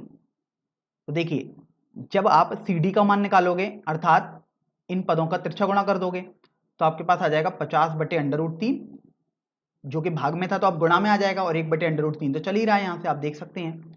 तो यहाँ से आपके पास सी डी आ जाएगा 50/3। तो इसका मतलब सी डी मतलब भवन की ऊंचाई आपके पास 50/3 मीटर हो जाएगी। तो आपने इस तरीके से देख लिया कि इस तरीके से ऐसे प्रश्नों को हल किया जाता है। अब देखिए प्रश्न संख्या 10 में बोला गया कि एक 80 मीटर चौड़ी सड़क के दोनों ओर आमने सामने समान लंबाई वाले दो खंभे लगे हुए हैं। इन दोनों खंभों के बीच सड़क के एक बिंदु से खंभों के शिखर के उन्नयन कोण क्रमशः 60 अंश और 30 अंश है। तो खंभों की ऊंचाई और खंभों से बिंदु की दूरी ज्ञात कीजिए। तो यहां से सबसे पहले आप ये देखो कि आपको बोला गया एक 80 मीटर चौड़ी सड़क है। तो देखिए आप सबसे पहले एक सड़क बनाएंगे, तो आपने देखिए एक सड़क बना दी, ये 80 मीटर चौड़ी सड़क आपने बना दी है। फिर आपने बोला कि दो समान लंबाई वाले खंभे लगे हुए हैं और आमने सामने लगे हुए हैं, अर्थात एक खंभा यदि इधर लगा हुआ है जिसकी लंबाई मान लीजिएगा आपने कुछ भी मानी, तो उतनी ही लंबाई का दूसरा खंभा आपके पास यहां पर लगा हुआ है। अब आप ये देखो कि सबसे पहले हम इनको थोड़ा नाम दे देते हैं। तो आपने ए बी इसको सी डी मान लिया, तो आपके पास ए बी बराबर सी डी बोला गया है, जो कि खंभों की ऊंचाई हो गई, जो कि आपको निकालनी है। तो अब चूंकि खंभों की ऊंचाई आपको निकालनी है तो आप इसको h मान लीजिएगा। तो आपने चूंकि इनको h मान लिया अर्थात ए बी आपके पास h हो गया, तो सी डी भी आपके पास h हो गया। फिर आप देख रहे हैं कि एक बिंदु से खंबे के शिखर का उन्नयन कोण 60 अंश और 30 अंश है। तो देखिए जैसे कोई भी बिंदु है सड़क पर, तो सड़क पर आपने कोई भी बिंदु जैसे ये मान लिया, मान लीजिएगा इस बिंदु को हमने ई नाम दे दिया, तो आपको बोला गया कि इस बिंदु से खंभों के शिखर, तो देखिए खंभों के शिखर तो ए है और दूसरे खंबे का शिखर सी है, इनके उन्नयन कोण के बारे में बोला गया है। अर्थात अब आप ई से ए और सी को मिला देते हैं। तो अब देखिए अभी आपने ई से ए को मिला दिया और अब आप ई से सी को भी मिला देते हैं। तो यहां से देखिए ये जो कोण आपके पास बने हैं, ये दो कोण, इनमें से एक 60 अंश है और एक 30 अंश है। तो देखिए स्वाभाविक बात है, जो बड़ा कोण लग रहा है, जिसमें ज्यादा झुकना पड़ रहा है, ज्यादा ऊपर है, वो बड़ा कोण होगा। अर्थात ये आपके पास 60 अंश हो गया और ये 30 अंश हो गया। अदरवाइज अभी तो आप कुछ भी मान लीजिएगा, क्योंकि आपके पास आंसर आ जाएगा, उससे आपको पता लग जाएगा कौन कैसा है। अभी तो आप कैसे भी किसी को 30 और किसी को 60 मान लीजिएगा। फिर आप देखिए आपसे खंभों की ऊंचाई निकालने को बोला गया, अर्थात एच निकालने को बोला गया है, और खंभों से बिंदु की दूरी निकालने को बोला गया है। तो देखिए जो खंभा ए बी है उससे इस बिंदु की दूरी अर्थात बी ई आपको निकालने को बोला गया है, मान लीजिएगा x हो गया, और आपसे डी ई, क्योंकि इस बिंदु से दूसरा वाले खंभे की दूरी आपके पास डी ई होगी अर्थात y हो जाएगी, तो आपसे x y और h निकालने को बोला गया है। फिर आप देखिए यहां पर आपको एक अच्छी बात ये दी हुई है कि सड़क की चौड़ाई दी हुई है, अर्थात आपको बी डी दिया हुआ है 80, तो बी डी आपके पास 80 मीटर हो गया है, इसलिए आपको समझ में आ गया कि x प्लस वाई आपके पास 80 हो जाएगा। इसको आप समीकरण संख्या 1 मान लीजिएगा। फिर आप देख रहे हैं यहां पर आपके पास दो समकोण त्रिभुज दिखाई दे रहे हैं। एक तो समकोण त्रिभुज है आपके पास त्रिभुज सी डी ई, जिसमें जो बिंदु डी है वहां पर समकोण बन रहा है, और दूसरा त्रिभुज आपको दिखाई दे रहा है समकोण त्रिभुज त्रिभुज ए बी ई, जिसमें जो कोण बी है वो 90 अंश है अर्थात समकोण है। तो अभी हम देखिए त्रिभुज सी डी ई की बात करते हैं। तो आप देखो यहां पर एच और वाई आपको निकालने हैं, अर्थात आप इन दोनों भुजाओं का तो उपयोग करेंगे ही करेंगे। अर्थात इस 60 अंश के लिए देखो ये h है वो लंब हो जाएगा और ये y है वो आधार हो जाएगा। तो लंब और आधार तो tan वाले फॉर्मूले में आते हैं, तो tan 60 अंश बराबर लंब अर्थात सी डी बटे आधार अर्थात डी ई हो जाएगा। तो देखिए tan 60 अंश ये आपके पास हो जाएगा √3 बराबर सी डी मतलब h, जो कि आपको निकालना है मीन खंभों की ऊंचाई, और डी ई अर्थात y। तो इस तरीके से आप इसको समीकरण संख्या 2 मान लीजिएगा अभी, क्योंकि एक तो आपने यहां पर मान लिया है। अब हम देखिए दूसरे वाले त्रिभुज पर आते हैं। तो इस त्रिभुज में आपको त्रिभुज ए बी ई का यूज करना है। तो त्रिभुज ए बी ई में आप देख रहे हो आपको h निकालना है और x आपको निकालना है, अर्थात यहां पर भी 30 अंश के लिए ये लंब हो जाएगा h और आधार x हो जाएगा। अर्थात आप लंब और आधार वाला फॉर्मूला अर्थात tan का फॉर्मूला लगाओगे, tan 30 डिग्री बराबर लंब अर्थात ए बी, आधार अर्थात बी ई। तो देखिए tan 30 डिग्री आपके पास 1/√3 आ गया, और ए बी आपके पास यहां से देखो h हो गया और बी ई आपके पास x हो गया। तो यहां से आप ये देखो कि अगर आप x का मान निकालोगे तो ये h√3 आ जाएगा, और यहां से यदि आप y का मान निकालोगे तो वो h/√3 आ गया। तो चूंकि देखो आपने x भी निकाल लिया और y भी निकाल लिया, अब आप देख रहे हैं कि समीकरण 1 से x प्लस वाई मिलके तो 80 होने चाहिए, जो कि सड़क की ऊंचाई थी। इसका मतलब सड़क की चौड़ाई थी वो। इसका मतलब ये हुआ कि x प्लस वाई 80 था पहले समीकरण में। तो आप देखो x का मान h/√3 लगा दो और यहां से y का मान h/√3 लगा दो, तो ये आ जाएगा h/√3 प्लस h/√3 बराबर 80। तो देखिए h कॉमन लेंगे और लासापा लेंगे तो 3 प्लस 1/√3 बराबर 80 आपके पास आ गया। तो यहां से देखो h बराबर 80/3/4 आ जाएगा। तो 4 से आपने 80 कैंसिल किया तो आपके पास 20 हो जाएगा, अर्थात h का मान आपके पास 20/3 मीटर आ गया। तो आपसे खंभों की ऊंचाई निकालने को बोला गया था, तो वो तो आपके पास आ गई 20/3 मीटर। अब यहां से आप ये ध्यान दो कि आपको बोला गया था कि दोनों खंभों की ऊंचाइयां समान हैं, इसका मतलब दोनों खंभों की ऊंचाई आपके पास 20/3 मीटर आ गई है। अब फिर आपसे बोला गया कि जब आप खंभों की ऊंचाई निकाल लें तो खंभों से बिंदु की दूरी भी ज्ञात करनी है आपको, अर्थात खंभों से बिंदु की दूरी, बिंदु तो ई है, अर्थात आपको x और y ज्ञात करना है। तो अभी आप देखो समीकरण 2 से,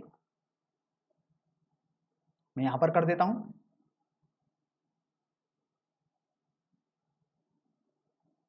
समीकरण 2 से आपने देखा कि y का मान है h/√3, तो देखिए y बराबर h का मान तो 20√3 हो गया बटे √3।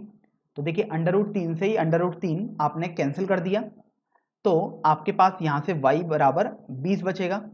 इसका मतलब जहां पर 60 अंश वाला कोण बन रहा है वहां पर उस बिंदु से दूसरे उस खंबे की ऊंचाई आपके पास 20 मीटर हो जाएगी। अब देखिए आपको दूसरे खंबे की ऊंचाई भी निकालनी है, सॉरी दूसरे खंबे से दूरी भी निकालनी है उस बिंदु की। तो अब आपको बेसिकली x निकालना है। तो देखिए आप चाहें तो ये वाला फॉर्मूला यूज करें या चाहें तो x प्लस वाई बराबर 80 वाला फॉर्मूला यूज करें, आप कोई भी फॉर्मूला यूज कर सकते हैं। तो देखिए समीकरण 1 को मैं यूज कर लेता हूं, अर्थात आपने वहां पर देखा था x प्लस वाई बराबर 80 था। तो देखिए आपके पास y आ ही चुका है, तो अब आप x का मान आसानी से निकाल सकते हैं। x प्लस 20 बराबर 80 हो जाएगा। तो इस तरीके से x बराबर 80 माइनस 20 अर्थात 60 मीटर हो जाएगा। तो आपने बिंदु से उस खंबे की दूरी भी निकाल ली जहां से कोण आपके पास 30 अंश का बन रहा था।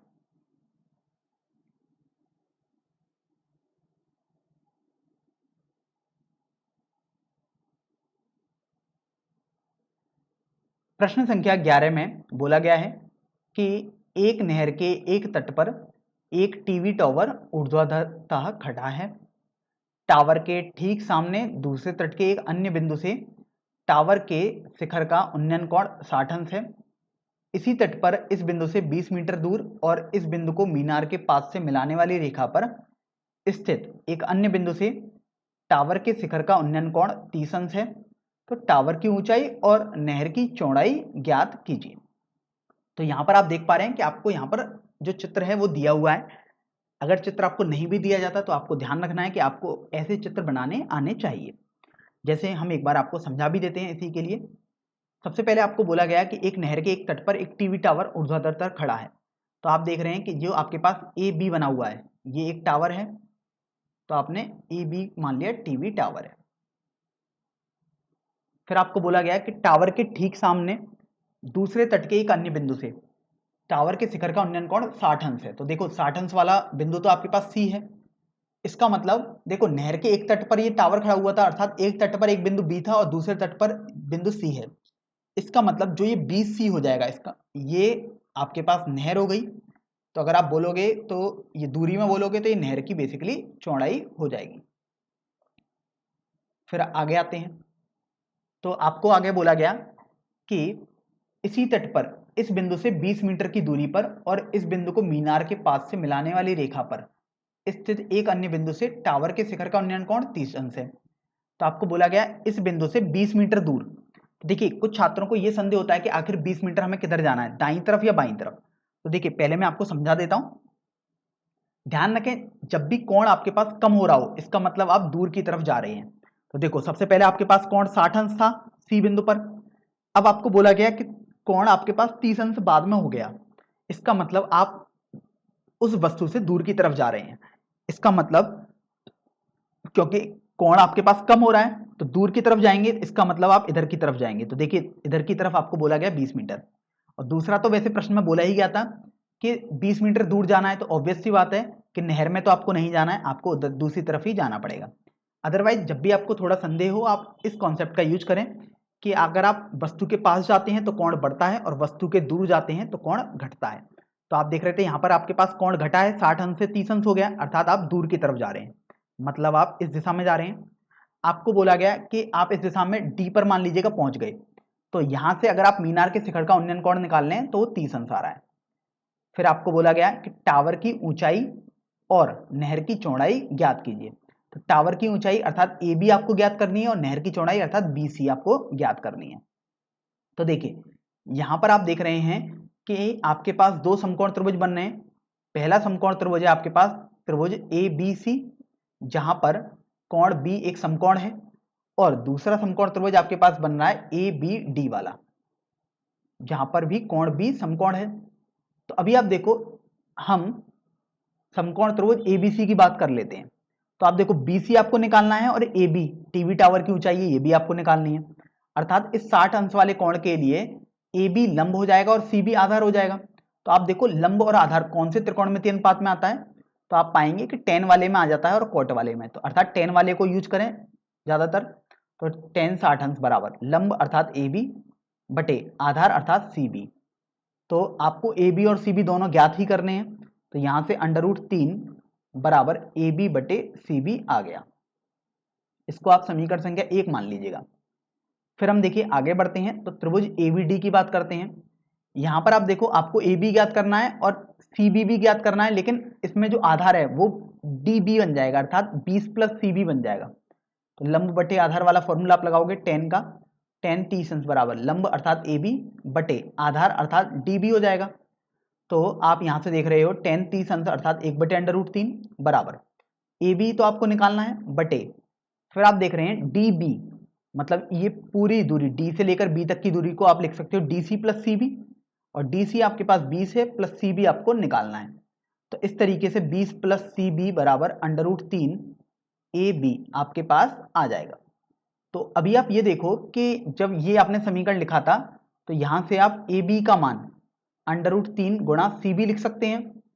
तो अगर आप इसको समीकरण संख्या 2 मान लेते हैं तो आप समीकरण संख्या 2 और इस व्यंजक का यूज करेंगे, तो 20 प्लस सी बी बराबर √3 ए बी का आप मान लगा दो √3 सी बी आ जाएगा। इस तरीके से आपके पास सी बी निकलने का रास्ता साफ हो रहा है, 3 इंटू सी बी आ गया। तो देखिए सी बी को आप दाईं तरफ पक्षांतर कर दो तो 20 बराबर 2 सी बी आ गया। तो इस तरीके से सी बी आपके पास 20 बटे 2 अर्थात 10 आ जाएगा। तो सी बी आपके पास नहर की चौड़ाई थी अर्थात वो आपके पास 10 मीटर आ चुकी है। तो देखिए आपने नहर की चौड़ाई तो ज्ञात कर ली 10 मीटर। अब आपको यहां पर देखिए टीवी टावर की ऊंचाई भी ज्ञात करनी है। सी बी या बी सी दोनों एक ही बातें हैं, बी और सी बिंदु के बीच की दूरी है तो उसमें संदेह ना करें। अब ए बी आपको ज्ञात करना है, सी बी आपके पास आ चुका है। तो आप देखिए समीकरण 1 या समीकरण 2 किसी एक का सहारा ले सकते हैं। जैसे मान लीजिएगा मैं समीकरण 1 का सहारा लेता हूं, तो देखिए समीकरण 1 में आपने देखा कि √3 बराबर ए बी बटे सी बी होता है। तो देखिए सी बी का मान आप 10 मीटर लगा देंगे यहाँ पर, तो √3 बराबर ए बी बटे सी बी अर्थात 10 हो गया। तो ए बी आपके पास हो जाएगा 10 गुणा √3 मीटर। तो इस तरीके से आपने टीवी टावर की ऊंचाई भी ज्ञात कर ली अर्थात ए बी की ऊंचाई, जो कि आपके पास 10 √3 मीटर के बराबर आई है।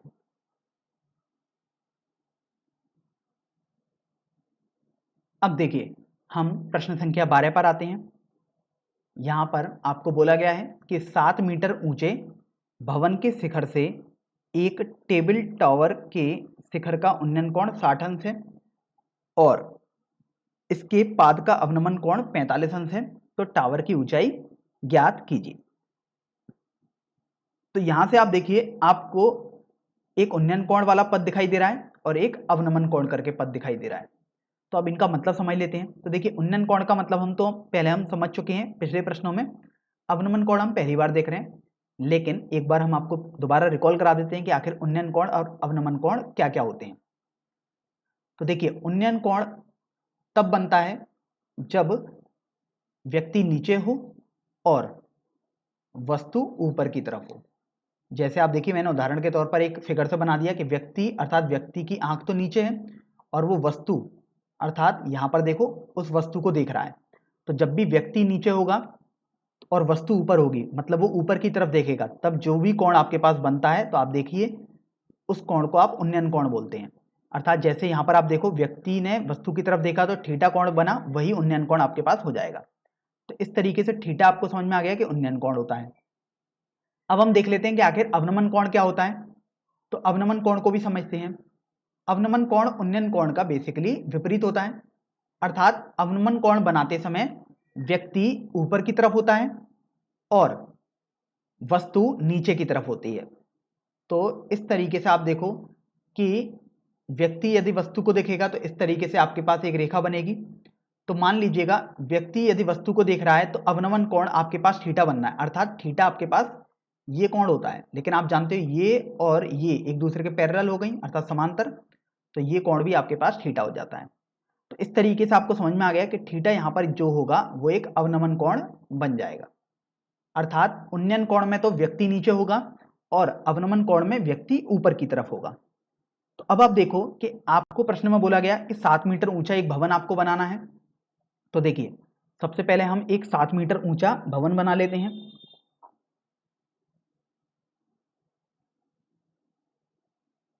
ये आपने देखिए 7 मीटर ऊंचा एक भवन बना दिया। फिर आप देखिए एक क्षैतिज रेखा तो बनाएंगे ही, तो आपने क्षैतिज रेखा बना दी, मतलब जहां पर भवन और टावर दोनों खड़े होंगे। फिर आपको बोला गया कि 7, देखिए ऐसे प्रश्नों में क्या होता है कि जनरली बच्चों को संदेह ये होता है कि कौन बड़ा है, भवन की ऊंचाई ज्यादा होगी या टावर की ऊंचाई। तो आप यहां से देखिए समझ सकते हैं कि भवन के शिखर से, अर्थात देखिए अगर आपने ए बी एक भवन माना तो भवन का शिखर जो होगा वो आपके पास ए हो जाएगा। अब यहां से आप देखो भवन के शिखर से केवल टावर के शिखर का उन्नयन कोण 60 अंश है।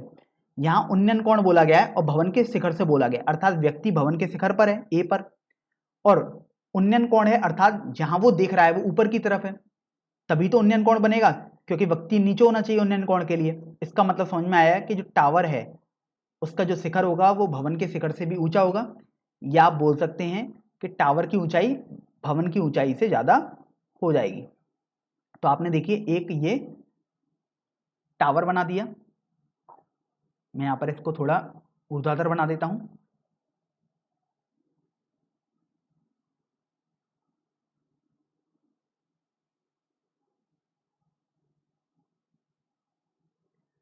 अब ये देखिए आपने मान लीजिएगा इसको सी और इसको डी बिंदु बोल दिया, तो जो सी डी है वो आपके पास टावर की ऊंचाई आ गई।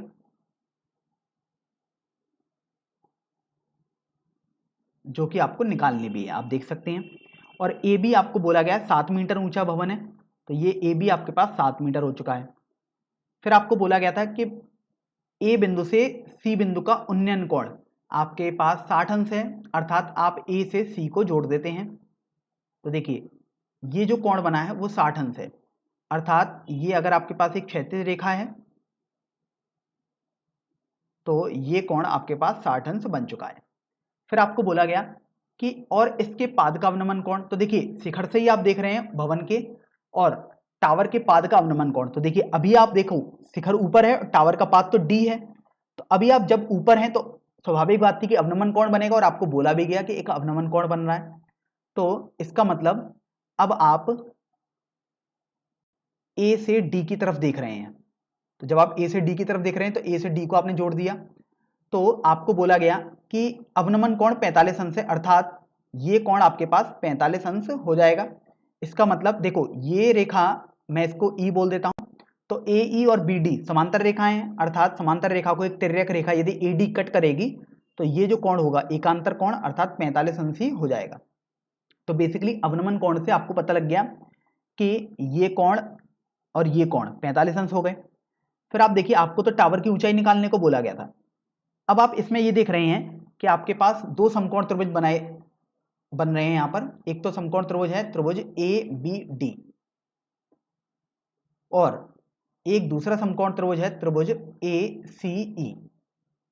अब यहां से आप ये देखो कि कुछ छात्र ये भी बोल सकते हैं कि एक समकोण त्रिभुज हमें ए ई डी भी दिखाई दे रहा है, तो देखिए ए ई डी और ए बी डी बिल्कुल एक जैसे ही समकोण त्रिभुज हैं, सर्वांग सम है, इसलिए आप इनमें से कोई एक ही समकोण त्रिभुज लें, ए बी डी या ए ई डी में से। इसलिए अब दूसरा जो समकोण त्रिभुज आप लेंगे तो ये वाला हो जाएगा ए सी ई वाला। तो अभी आप देखो त्रिभुज ए बी डी में आप बात कर रहे हैं, तो आपको तो टावर की ऊंचाई निकालनी है अर्थात सी डी निकालनी है, तो आप उसमें चाहते हैं कि सबसे पहले देखिए यहां से ए बी आपके पास 7 मीटर है, तो ये ई डी भी आपके पास 7 मीटर ही हो जाएगा, क्योंकि ये तो समांतर है अर्थात ये तो बराबर वो हो जाएंगी, क्योंकि आयत बनना है बेसिकली। तो यहां से आप देखो कि ACE जो त्रिभुज है और त्रिभुज ABD उसमें जो आपके पास आधार है, अर्थात जैसे देखो BD वो समान आ रहा है, BD या AE बराबर होता है, तो बेसिकली ये दूरी दोनों में कॉमन आ रही है, तो आप इस दूरी का तो यूज जरूर करेंगे। तो इस तरीके से आपके पास हो गया 10 45 अंश बराबर AB लंब बटे आधार अर्थात BD। तो अभी आप देखो कि आपने 10 45 AB बटे BD लगाया, तो 10 45 तो एक होता है ए बी अर्थात लंब 7 बटे बी डी, तो इस तरीके से बी डी आपके पास आ गया 7 मीटर के बराबर। अर्थात आपके पास भवन का पाद और केबल टावर के पाद के बीच की दूरी आ गई 7 मीटर। फिर आप देख रहे हैं आपके पास दूसरा समकोण त्रिभुज था, त्रिभुज ACE। तो इसमें आप सबसे पहले तो ये देख लें कि AE जो होगा वो BD के बराबर होगा। तो इसका मतलब ये हुआ AE BD के बराबर, अर्थात 7 मीटर हो जाएगा, क्योंकि अभी आपने देखिए BD अभी अभी निकाला है 7 मीटर के बराबर। तो अभी आप समकोण त्रिभुज ACE में लगाएंगे तो आप लगाएंगे 10 60 अंश बराबर लंब। तो देखिए CE हो जाएगा और आधार आपके पास AE हो गया। अब देखिए AE तो आपके पास 7 मीटर है, तो यहां से देखो 10 60 अंश अर्थात √3 बराबर CE आपको निकालना है बटे AE 7 हो गया। तो CE आपके पास 7 √3 मीटर हो जाएगा। तो इस तरीके से आपने CE निकाल दिया। लेकिन आप देखिए आपको केबल टावर की ऊंचाई ज्ञात करनी थी, अर्थात C और D इनके बीच की दूरी ज्ञात करनी थी। तो आप लिख सकते हैं इसलिए केबल टावर की ऊंचाई वो आपके पास हो जाएगी CD, अर्थात CE प्लस ED। तो देखिए CE आपने अभी निकाला 7 √3, और यहां से आप देखो जो ED है आपके पास वो तो AB के बराबर ही हो जाएगी, अर्थात 7 मीटर हो गई। तो ये 7 आप लिख दोगे। तो अभी आप देखिए 7 को उभयनिष्ठ ले सकते हो, तो 7 और कोष्टक में आपके पास √3 + 1 हो जाएगा, और मात्रक लिखेंगे तो वो आपके पास मीटर हो जाएगा।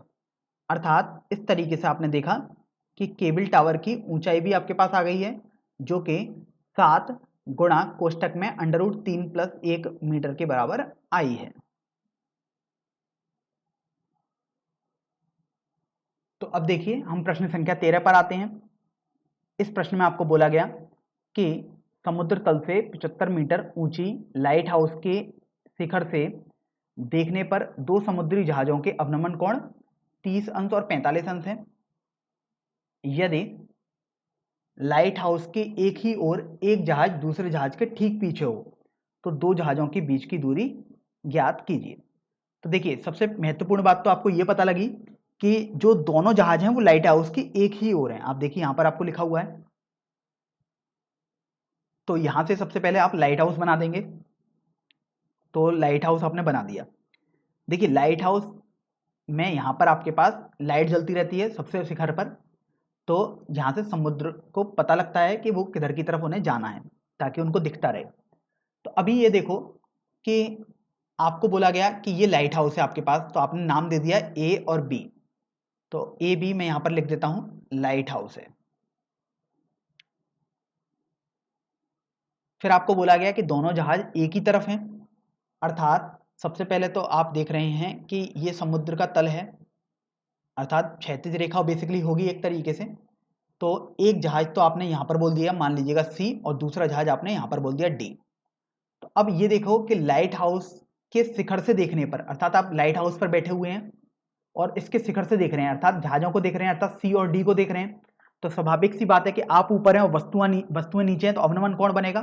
तो आप देखिए आपको बोला भी गया कि अवनमन कोण बनेगा। अवनमन कोण 30 अंश और 45 अंश है। अर्थात अब देखो आप इनको ज्वाइन कर दो। तो आपने देखिए C से A को ज्वाइन कर दिया, और इसी तरीके से आपने D से A को ज्वाइन कर दिया, अर्थात D से A वाली लाइन को मिला दिया है। अब आपको बोला गया कि जो अवनमन कोण है वो 30 अंश और 45 अंश है। तो देखिए स्वाभाविक सी बात है कि अगर अवनमन कोण जब भी बनाते हैं तो सबसे पहले ऊपर एक क्षैतिज जैसी रेखा बना दी, अर्थात B और D के पैरेलल एक रेखा आपने ऊपर बना दी। अब आपको बोला गया है कि 30 अंश और 45 अंश है। तो देखिए हमने आपको बताया था कि कभी कभी इसमें छात्रों को संदेह होता है कि आखिर 30 अंश कौन सा है और 45 अंश कौन सा है। तो ध्यान रखें जितना आप दूर जाएंगे उतना ही कोण आपके पास छोटा होता जाएगा। तो देखिए बिंदु C बिंदु T से ज्यादा दूर है, अर्थात जो ये कोण बनेगा और जो C पर कोण बनेगा उसमें कोण D छोटा होगा, अर्थात ये आपके पास 30 अंश हो जाएगा। तो बेसिकली अगर आप अवनमन कोण बनाते तो ये 30 हो गया, और ये जो बड़ा कोण है वो आपके पास 45 अंश हो जाएगा। तो इस तरीके से कोण C यहाँ पर 45 अंश हो जाएगा, क्योंकि एकांतर कोण का आपने सिद्धांत लगा दिया है यहाँ पर। फिर आपको बोला गया कि जो लाइट हाउस है उसकी ऊंचाई आपको 75 मीटर दी हुई है, अर्थात ए बी की ऊंचाई आपको 75 मीटर दी हुई है। तो आपको दोनों जहाजों के बीच की दूरी ज्ञात करनी है, अर्थात देखो दो जहाज जो हैं वो सी और डी पर हैं, अर्थात आपको डी सी ज्ञात करना है। मान लीजिएगा मैं डी सी को एक्स बोल देता हूं, तो आपको एक्स ज्ञात करना है, इतना आपको समझ में आ गया। अब यहां पर आप देख रहे हैं कि आपके पास जो कोण बी होगा वो तो एक समकोण होगा, तो दो समकोण त्रिभुज दिखाई दिए, समकोण त्रिभुज एबीसी और दूसरा समकोण त्रिभुज आपको दिखाई दे रहा है यहां पर समकोण त्रिभुज ए बी डी। तो देखिए दोनों को हम बारी बारी से हल करेंगे। तो आप देखिए समकोण त्रिभुज एबीसी की यदि हम पहले बात कर लें, तो भले ही एबीसी में डीसी अर्थात एक्स तो कहीं आ ही नहीं रहा, लेकिन आपको यह समझ में आ रहा है कि ये आधार का यूज तो आप करेंगे ही करेंगे जब समकोण त्रिभुज एबीडी की बात करेंगे। अर्थात इस 45 अंश वाले कोण के लिए आपको इस 75 मीटर का यूज करना होगा, अर्थात लंब का, और सीबी अर्थात आधार का यूज करना होगा। तो आपको तुरंत समझ में आया कि tan वाला फॉर्मूला आपको लगाना चाहिए, क्योंकि उसमें लंब और आधार दोनों आते हैं। तो tan 45 अंश बराबर लंब अर्थात ए बी बटे आधार अर्थात सी बी हो गया। तो इस तरीके से आप देखो tan 45 अंश तो एक होता है, ए बी आपको दिया हुआ था 75 मीटर लाइट हाउस की ऊंचाई, और सी बी ये हो गया। तो यहां से सी बी आपके पास 75 मीटर आ जाएगा। इसका मतलब जो जहाज पास में है समुद्र तल के, उस जहाज से लाइट हाउस के पाद की दूरी आपने ज्ञात कर ली, जो कि 75 मीटर आई है। अब आप यहां से ये देखिए कि आपके पास जो दूसरा समकोण त्रिभुज है त्रिभुज ए बी डी, तो उसमें आप देखो tan 30 अंश आप लगाओगे फॉर्मूला, तो इस 30 अंश के लिए जो लंब होगा वो तो ए बी हो जाएगा अर्थात लाइट हाउस की ऊंचाई, बटे आधार जो होगा वो आपके पास डी बी हो जाएगा। तो अभी आप ये देखो tan 30 अंश ये आपके पास 1/√3 हो गया, ए बी अर्थात लाइट हाउस की ऊंचाई ए बी हो गई, और डी बी को आप देखिए लिख सकते हैं डी सी प्लस सी बी, क्योंकि आपको डी सी निकालना है, अर्थात आपने डी सी के टर्म्स में इसको ब्रेक कर दिया, पृथक कर दिया। तो यहां से देखो डी सी प्लस सी बी आपने तिरछा गुणा किया है, 1 से गुणा किया, और √3 का गुणा 75 से किया, तो ये आपके पास देखिए 75 √3 आ गया। फिर आपने देखा कि सी बी तो आपके पास 75 मीटर आ चुका है, तो यहां पर आप डी सी प्लस 75 बराबर 75 √3 लिख देंगे। डीसी आपको निकालना है, तो देखिए 75 √3 माइनस 75 आपके पास हो जाएगा। तो इस तरीके से डीसी 75 को आप उभयनिष्ठ ले लो, तो आपके पास √3 माइनस 1 आ जाएगा, और यदि आपको मात्रक लिखना है तो आपके पास मीटर हो जाएगा। तो यहां से आपने देखा कि डी सी अर्थात सी और डी बिंदु के बीच की दूरी आपके पास 75 √3 माइनस 1 मीटर के बराबर आई है। और आप देख भी सकते हो जो डी सी है, तो देखिए सी एक जहाज था और डी दूसरा जहाज था, तो आपको यहां पर बोला भी गया था कि दोनों जहाजों के बीच की दूरी ज्ञात करनी है, अर्थात सी डी या डी सी ही आपको ज्ञात करनी थी, जो कि एक्स के बराबर थी। तो वो आपके पास यहां से आ भी चुकी है।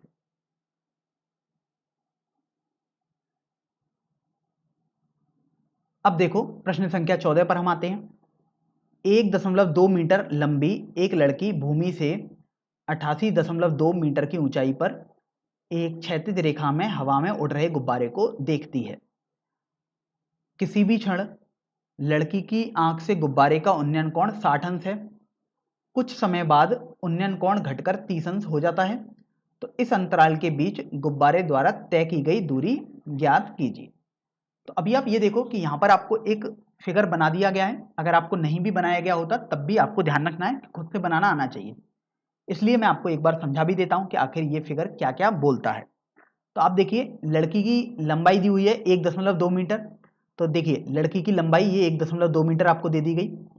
फिर आपको बोला गया कि जो गुब्बारा है वो 88.2 मीटर की ऊंचाई पर है, अर्थात देखिए गुब्बारा यहां पर आपके पास है, सबसे पहले ये आपके पास 88.2 लिखा हुआ है, मीटर हो गया।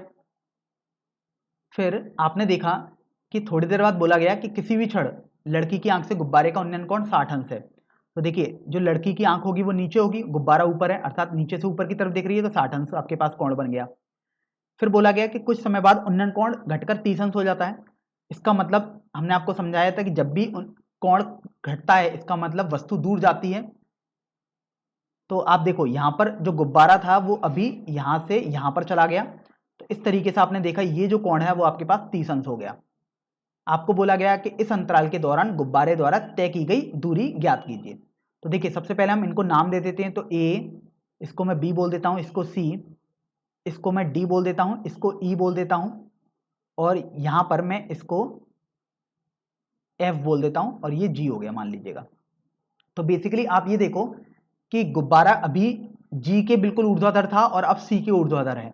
इसका मतलब जो आपको गुब्बारे द्वारा तय की गई दूरी है वो निकालनी है, अर्थात आपको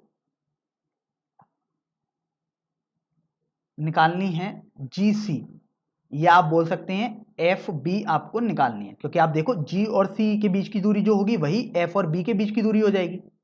तो ये तो आपको समझ में आ गया कि आपको क्या निकालना है। फिर आप ये देखिए कि जो 88.2 है वो बिल्कुल क्षैतिज अर्थात भूमि से दूरी है, लेकिन आप देख रहे हैं 1.2 मीटर की तो लड़की भी है।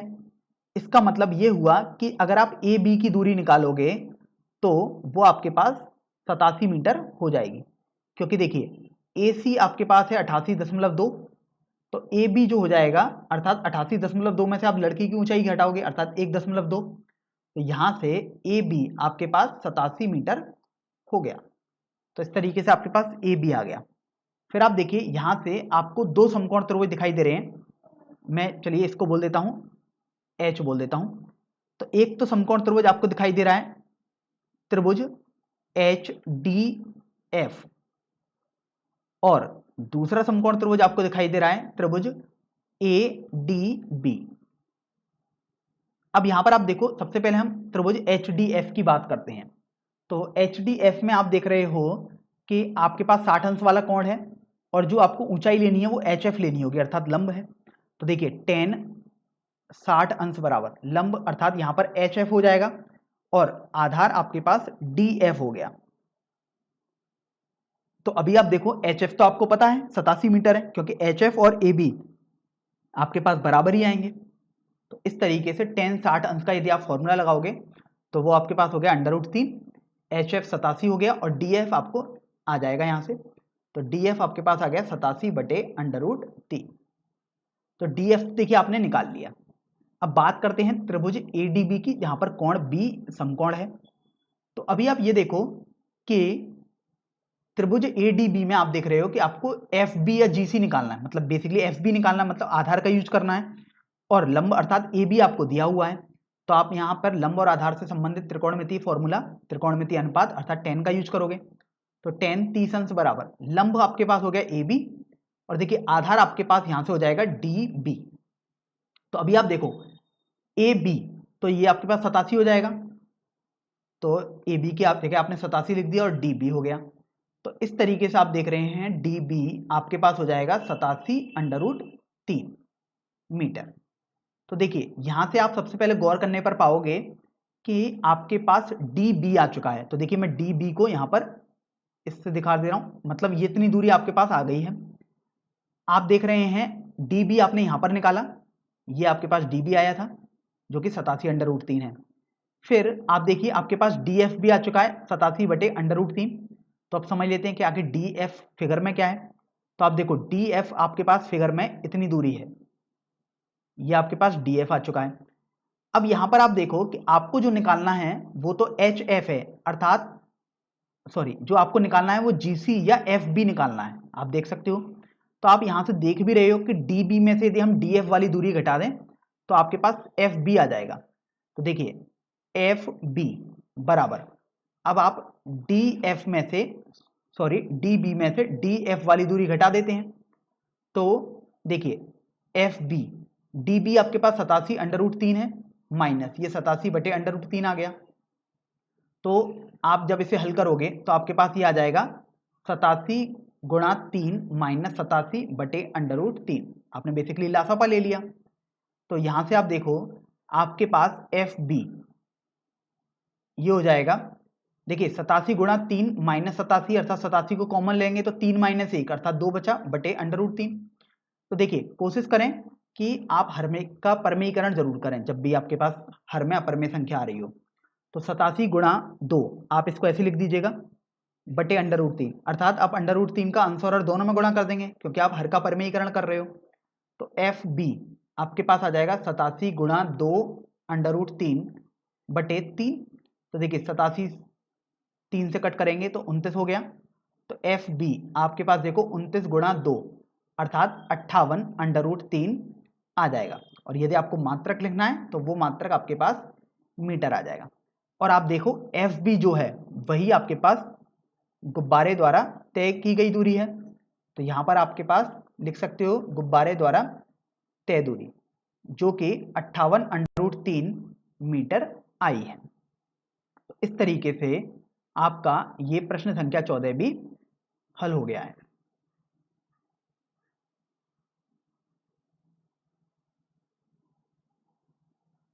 तो अब देखिए प्रश्न संख्या 15 पर बढ़ते हैं।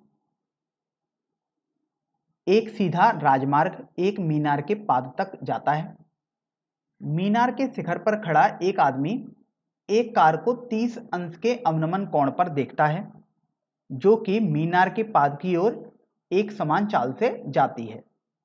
फिर आपको बोला गया आगे कि 6 सेकंड बाद कार का अवनमन कोण 60 अंश हो गया। तो इस बिंदु से मीनार के पाद तक पहुंचने में कार द्वारा लिया गया समय ज्ञात कीजिए। तो देखिए सबसे पहले तो हम एक मीनार बना देते हैं।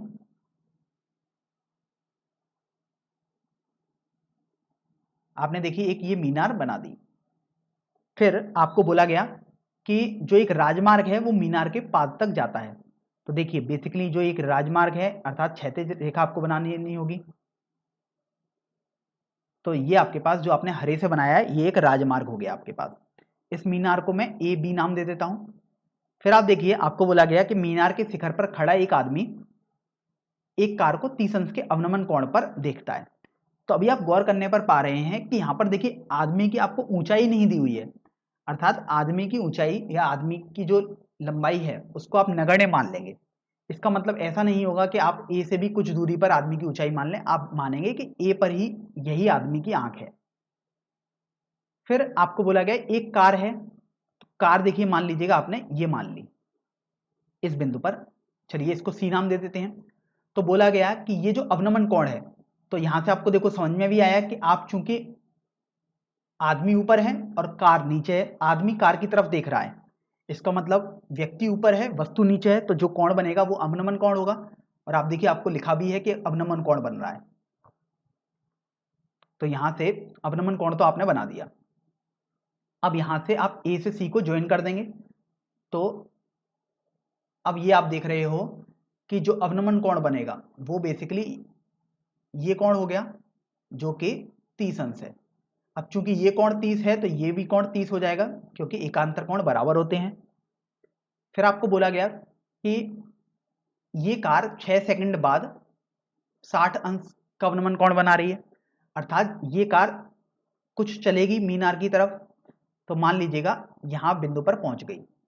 तो अब बोला गया कि जो ये कोण बना रही है वो 60 अंश का कोण बना रही है अवनमन कोण, अर्थात जब हम डी से ए को जोड़ दें तो ये देखो जो ऊपर क्षैतिज से कोण बनाया गया होगा अर्थात ये कोण ये 60 अंश है आपके पास, ये भी आपके पास 60 अंश हो गया। तो मान लीजिएगा ये बिंदु तो डी था। तो अब आपको बोला गया है कि मीनार के पाद तक पहुंचने में कार द्वारा लिया गया समय क्या होगा, अर्थात जब कार डी पर पहुंच गई तो अब आपको बोला गया है कि जब कार अगर डी से बी तक पहुंच जाए तो उसमें कितना समय कार लेगी।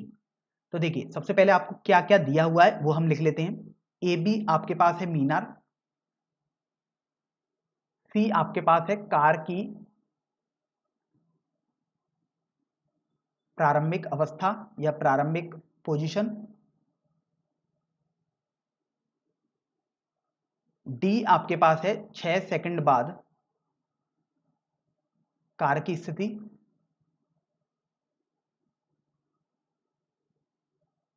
और आपको बोला गया है कि डी से अगर अब वो बी तक जाए तो कितना समय लेगी, तो ज्ञात करना है। मैं लिख देता हूं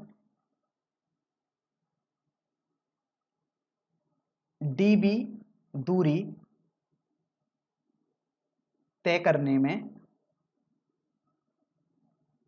लिया गया समय।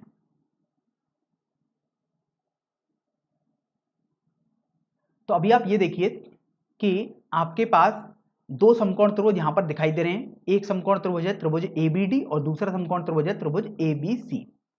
तो यहां पर हम सबसे पहले त्रिभुज एबीसी लिख लेते हैं और दूसरा समकोण त्रिभुज आपको जो यूज करना है वो है समकोण त्रिभुज एबीडी। फिर आप देख रहे हैं कि मीनार की ऊंचाई देखिए दोनों में सेम है, ए बी इस त्रिभुज में भी होगी और इस त्रिभुज में भी आएगी ए बी। फिर आप देख रहे हैं सी डी डी बी इन सब की बातें आपके पास हो रही हैं, अर्थात ये सभी इन कोणों के लिए आधार का काम करेंगे। तो आपको ये समझ में आ गया कि tan का फॉर्मूला आपको लगाना पड़ेगा यहाँ पर। तो tan 30 अंश बराबर त्रिभुज ए बी सी में देखिए 30 अंश के सामने जो है वो है ए बी अर्थात लंब बटे आधार आपके पास हो जाएगा सी डी।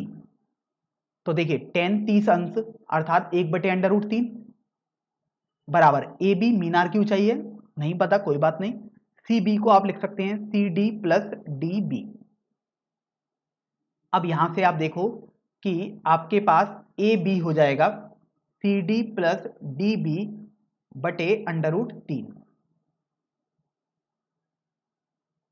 अब इसके बाद आप त्रिभुज ए बी डी में आए, यहां पर भी आपके पास समकोण है बी अर्थात यहां पर भी आप त्रिकोणमितीय अनुपात का फॉर्मूला लगाएंगे। तो आप देख रहे हो tan 60 अंश बराबर लंब अर्थात ए बी आधार अर्थात डी बी आपके पास हो गया। तो यहां से आप देखो tan 60 अंश अर्थात √3 आ गया, ए बी अर्थात मीनार की ऊंचाई कोई बात नहीं पता तो डी बी आप ऐसे ही लिख दीजिएगा। तो यहां से ए बी बराबर √3 गुणा डी बी आपके पास आ गया। तो अगर आप इसको समीकरण संख्या 1 मानते हैं तो इसको आप समीकरण संख्या 2 मान लीजिएगा। तो यहां से आप देखो समीकरण 1 व 2 से देख रहे हैं कि ए बी का मान समीकरण 1 में भी दिया हुआ है, डी बी सॉरी समीकरण 2 में भी दिया हुआ है, अर्थात ये तो बराबर ही होगा। तो c d plus d b बटे √3 बराबर √3 डी बी आपके पास हो गया। तो यहां से आप देखो √3 का आप तिरछा गुणा कर दोगे तो यहां से आ जाएगा c d plus d b बराबर 3 डी बी अर्थात आप देखिए आपके पास सी डी बराबर 2 डी बी आ जाएगा। इसका मतलब ये हुआ कि डी बी वाली जो दूरी होगी वो 1/2 गुणा सी डी होगी, अर्थात डी से बी जाने पर जो दूरी तय होगी वो सी से डी जाने में दूरी तय की गई का आधा हो जाएगी।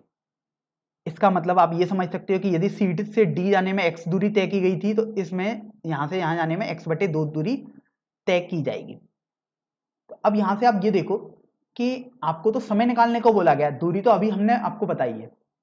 अब यहां पर आपको देखो कार की स्पीड के बारे में बोला गया था कि कार की चाल समान है, तो आप देख भी सकते हो आपको यहां पर बोला गया है कि एक समान चाल से चलती है।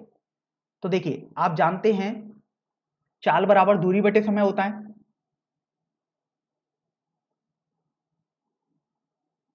इसका मतलब चाल तो देखिए दोनों में समान है, अर्थात अगर हम दो दूरियों की बात करें अर्थात सबसे पहले हम सी डी दूरी की बात करें बटे समय उसमें लगा था 6 सेकंड, तो अब हम बी डी अर्थात डी बी दूरी की बात करते हैं तो उसमें हमें टी चाहिए, मतलब कितना समय लगेगा।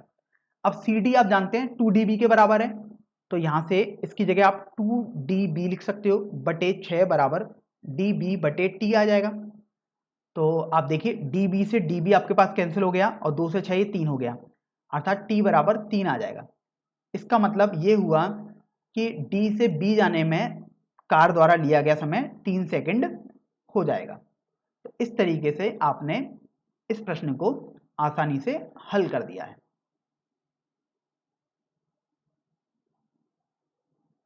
तो अब हम प्रश्नावली 9.1 का सबसे अंतिम प्रश्न अर्थात प्रश्न संख्या 16 हल करेंगे। चलिए इस प्रश्न को पढ़ लेते हैं।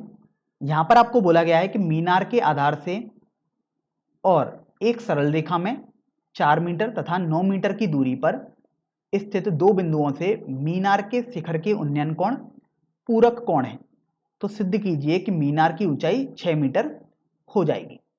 तो अभी आप देखिए सबसे पहले आप इसका एक रफ आइडिया लेंगे अर्थात एक डायग्राम बनाएंगे।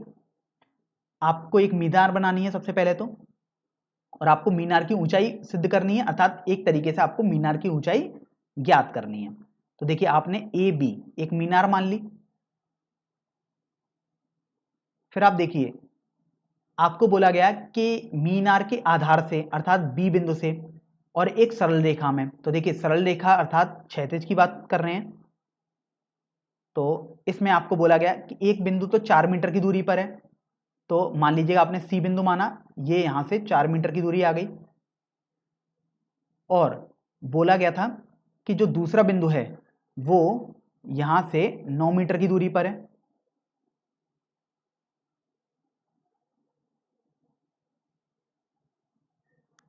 तो ये यहां से आपने देखिए ये बिंदु मान लिया जो कि डी है, अर्थात बी डी आपको 9 मीटर दिया हुआ है।